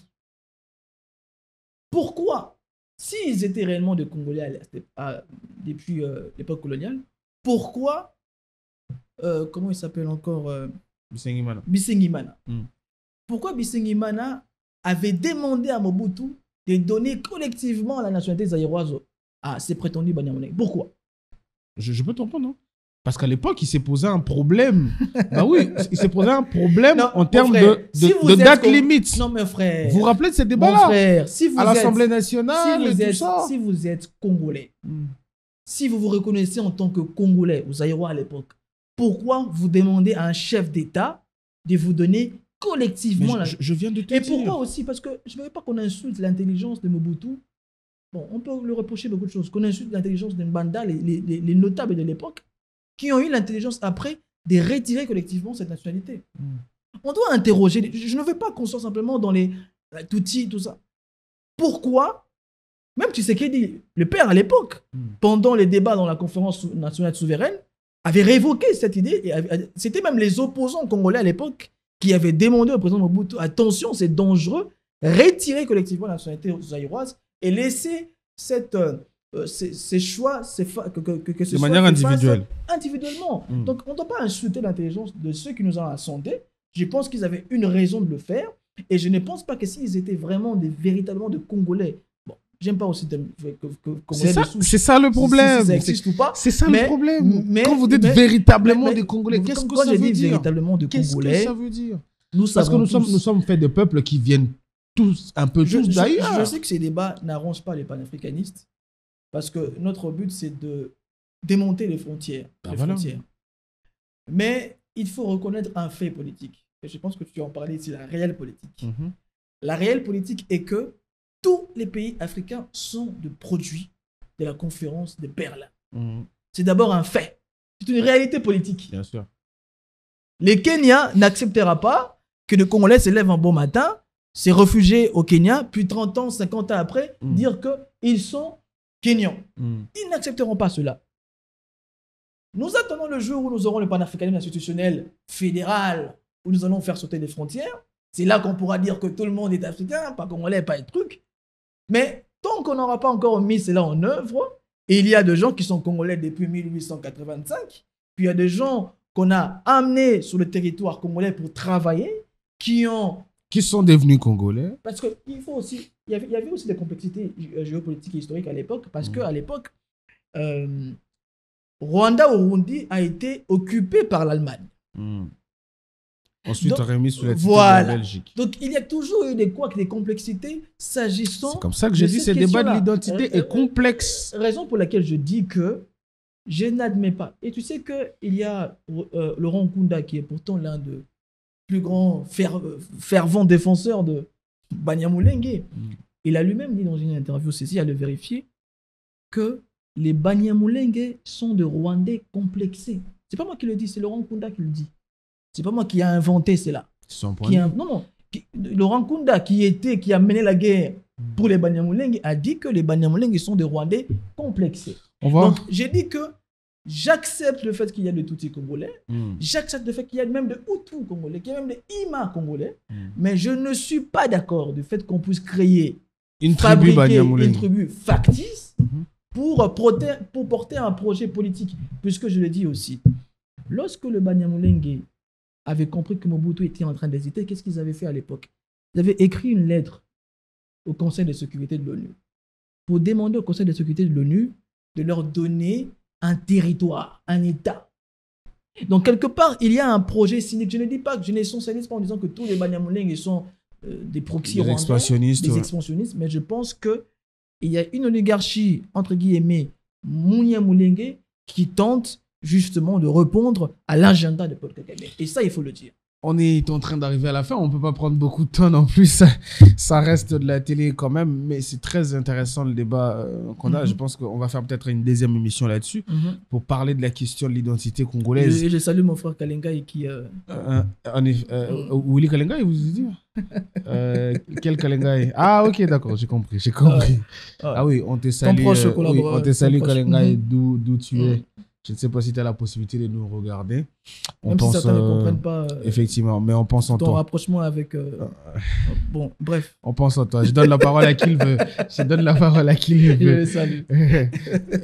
Parce que cette question-là de l'identité congolaise, ça m'intéresse énormément.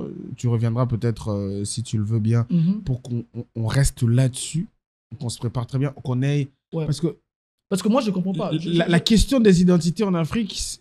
Juste un point encore. Très complexe. Bemba avait aussi mené de rébellions, de révolutions, même si c'était soutenu par le Rwanda et l'Ouganda. Même Mende et les autres qui avaient rejoint à l'époque, même Roger Lumbala. Avez-vous déjà vu ces gens-là dire qu'on veut un territoire pour nous-mêmes? Même s'ils étaient des agents, ils ont mené de rébellions. Mais ils appartiennent déjà à des contrées.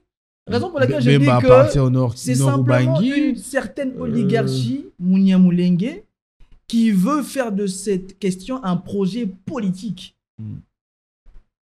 Et j'aime beaucoup mes frères Tutsi, j'aime beaucoup mes frères Hutu. D'ailleurs, on parle très souvent avec eux. Et je vous fais même une confidence que certaines activités que nous avons menées ont été appuyées financièrement par certains Hutus, par certains Tutsi. Donc je n'ai aucun problème avec eux. Comme on dit, chaque Congolais a son Voilà. Tout ce que j'ai dit, c'est que nous puissions être dans la sincérité, dans la vérité, dans la lucidité. Vous êtes Congolais, Tutsi, acceptez le fait, mais ne vous cachez pas derrière de tribus factices qui n'existent pas. Les Tutsis congolais, selon M. Le schéma, existent, mais les Banyamulenge, c'est une connotation expansionniste. On va avoir ces débats-là un autre jour, vraiment sur l'expansion, les volontés expansionnistes rwandaises, comment ça peut se faire, quels sont les scénarios plausibles, comment le comprendre. Je vous réinviterai pour avoir ce débat-là. Mais puisqu'on est vraiment arrivé à la fin, vous avez expliqué le troisième aspect de ces conflits, qui est un aspect interne. On ne va pas rester longtemps là-bas. Il y a un sentiment revanchard. Il y a un niveau de responsabilité de l'élite congolaise. Première question, pensez-vous que le dialogue aujourd'hui est la seule voie des sorties pour avoir une accalmie et pour garder l'ordre constitutionnel? Deuxième question, comment vous voyez le Congo d'ici 10-15 ans? Et on va finir par là. Je vais être clair et lucide sur la première question. Je pense que le dialogue voulu par certains acteurs politiques ne marchera pas. Pour une simple raison. Il y a eu rupture de confiance entre les politicards, entre les politiciens congolais. Corneille Nangaa ne fait pas confiance à Fachi, le président de la République, et le président de la République ne fait pas aussi confiance à Nangaa. Donc il y a un sentiment revanchard. Nangaa n'est pas allé à Goma pour des intérêts économiques. Il a déjà beaucoup d'argent. Il est allé là-bas pour se venger personnellement. Et certains acteurs aussi politiques qui vont à Goma, c'est pour se venger personnellement. Et Tshisekedi lui aussi vaut une haine personnelle à l'égard de ces acteurs politiques-là. Donc je ne pense pas qu'un dialogue entre ces politiciens-là va donner naissance à une ère de paix. Je ne pense pas. Parce qu'il y a aussi un total décalage des acteurs politiques par rapport aux enjeux géopolitiques actuels. On n'est plus à la même époque, ce n'est plus Santiti. Ils sont dépassés par les événements. Katumbi est dépassé par les événements. Les problèmes aussi des affairistes, c'est ça. Hein, les affairistes, lorsqu'ils attaquent la politique, parfois, ils sont en décalage avec la politique intérieure. Ça, quelque part, le salut les membres d'ensemble qui sont au congrès. Je les aime bien. En Belgique. Je les aime bien. Je les porte à cœur.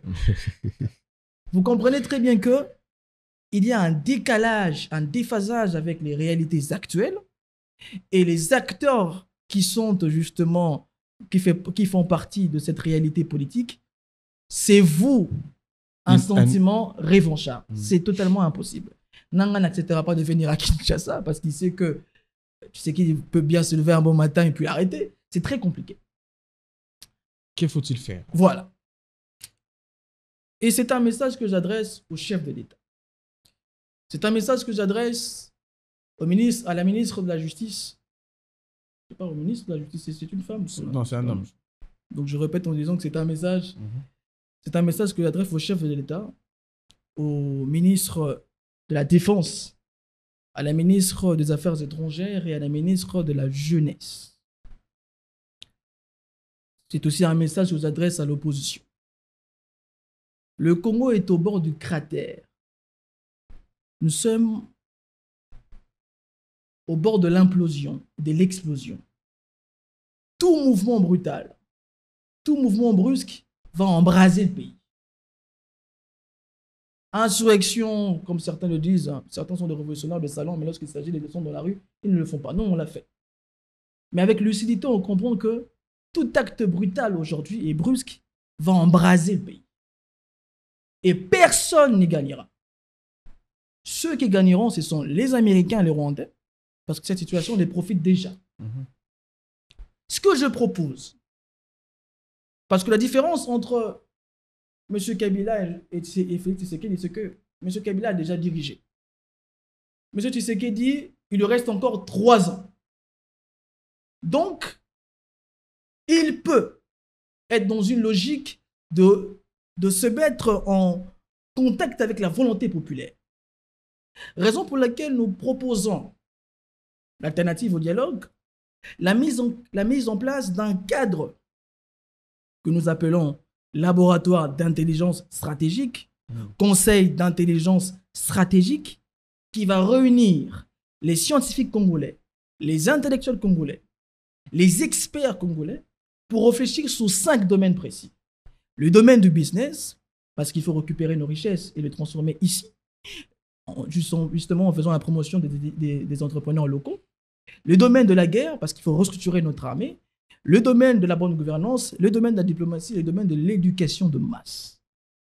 Je recommande au chef de l'État, à la ministre de la Jeunesse, à la ministre des Affaires étrangères, au ministre de la Défense, de laisser un cadre, même si je sais qu'ils ont commis beaucoup d'erreurs. Mais ces cadres-là peuvent leur permettre d'entrer par la grande porte de l'histoire. Laisser un cadre pour la nouvelle génération qui arrive. Ce cadre-là va nous permettre de résoudre les erreurs que vous avez commises. Parce que comme tous les dirigeants, ils ont commis des erreurs qui ne nous mettent pas d'accord. Soyons clairs. Mais ce cadre-là va nous permettre à tous, à leurs enfants, à nos enfants, à tout le monde, de mettre en place un plan national stratégique. Le dialogue ne marchera pas, parce que ce ne sont pas les experts qu'on invite là-bas, ce sont les acteurs politiques. Mais pendant ce temps, mettons plutôt un conseil stratégique qui va nous permettre justement d'atteindre le but. Pendant ce temps, comment on fait pour récupérer le nord et le sud Kivu? Nous avons proposé depuis très longtemps la convocation des États généraux de la défense nationale. Parce qu'il faut donner une nouvelle doctrine militaire à l'armée congolaise. D'ailleurs, on n'a pas de doctrine militaire. C'est incroyable. C'est honteux.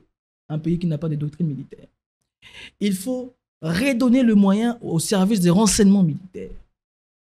Il faut redonner les moyens à nos militaires, à nos soldats qui se battent chaque jour. Ce n'est que par la voie militaire qu'on récupérera les 2 Kivu. Ce n'est pas par le dialogue, ce n'est pas par l'accord de Washington, ce n'est pas par l'accord de Doha, parce que ça nous a suffisamment démontré que tout ce que le Rwanda comprend, c'est le langage de la force. Et il faut l'utiliser à bon escient. Donc, vous êtes pour le fait de former l'armée dans les 3 années qui restent et faire une guerre pour récupérer les territoires. On n'a pas le choix. Cette guerre est inévitable. La guerre entre le Congo et le Rwanda, nous pouvons l'éviter aujourd'hui, mais nous avons le devoir de la faire.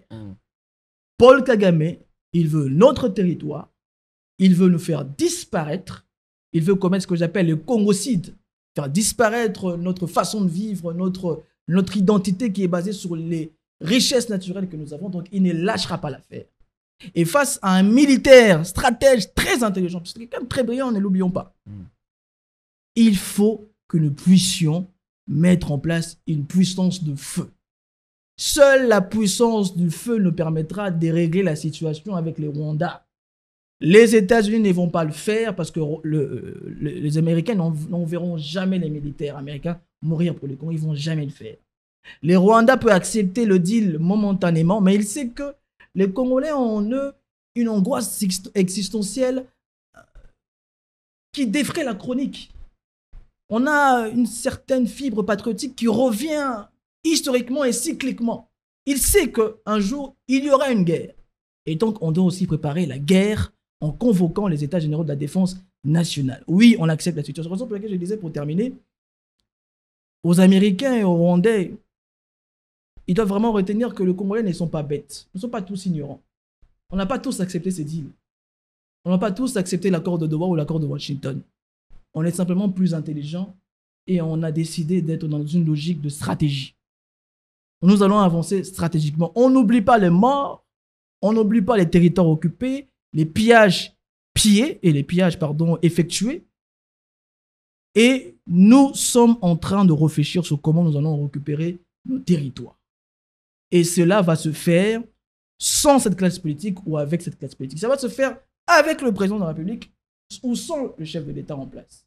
Parce que la nouvelle génération n'est pas celle qui accepte l'humiliation.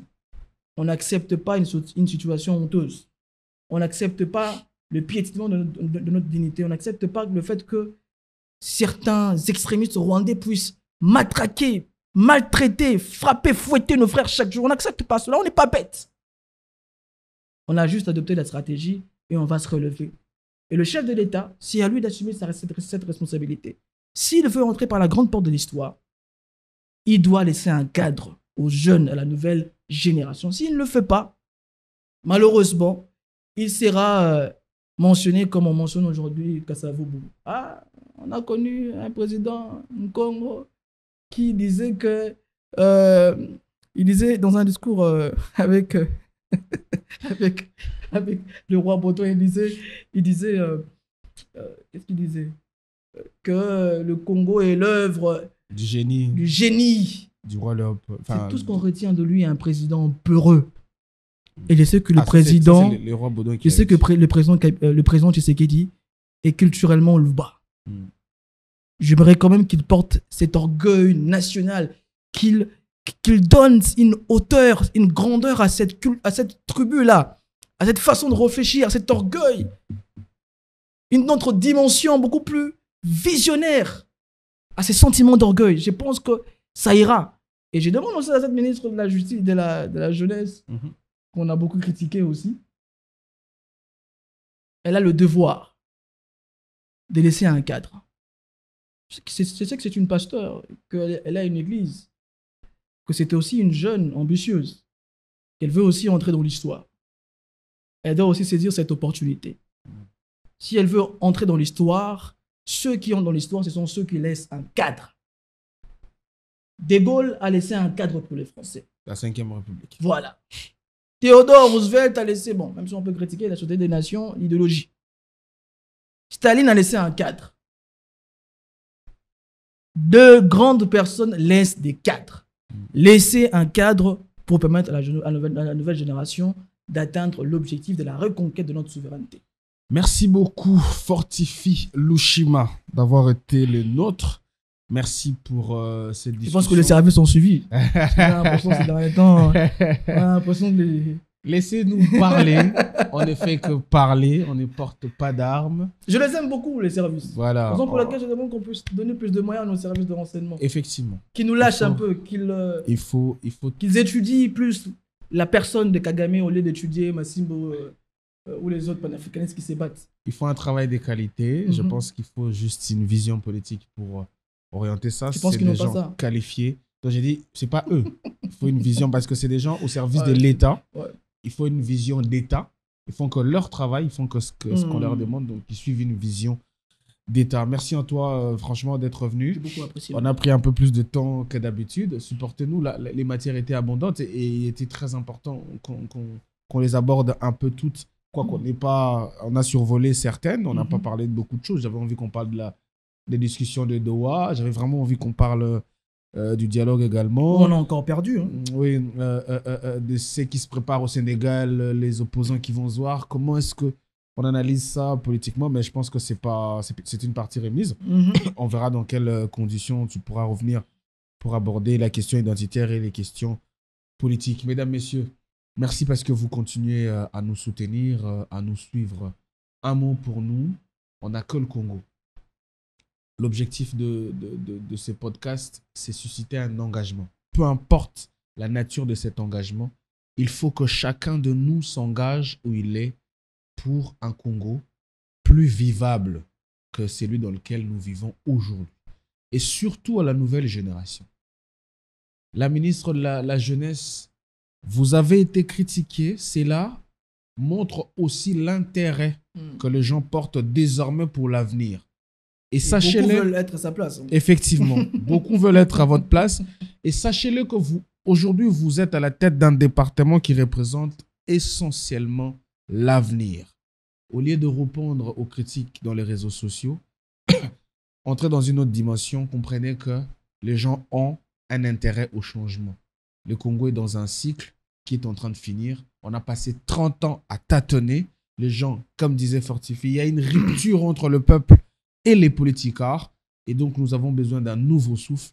Donc, tout nouveau visage qui arrive suscite un peu de gauche à droite, soit espoir, soit désespoir. Mais tout ça, c'est dans le besoin d'avoir un air nouveau, dans le besoin d'avoir un souffle nouveau parce que nous en avons marre. On veut un Congo meilleur. Mais on ne peut pas avoir un Congo meilleur en restant bras croisés. Il faut s'engager. Il faut s'engager. C'est le mot d'ordre.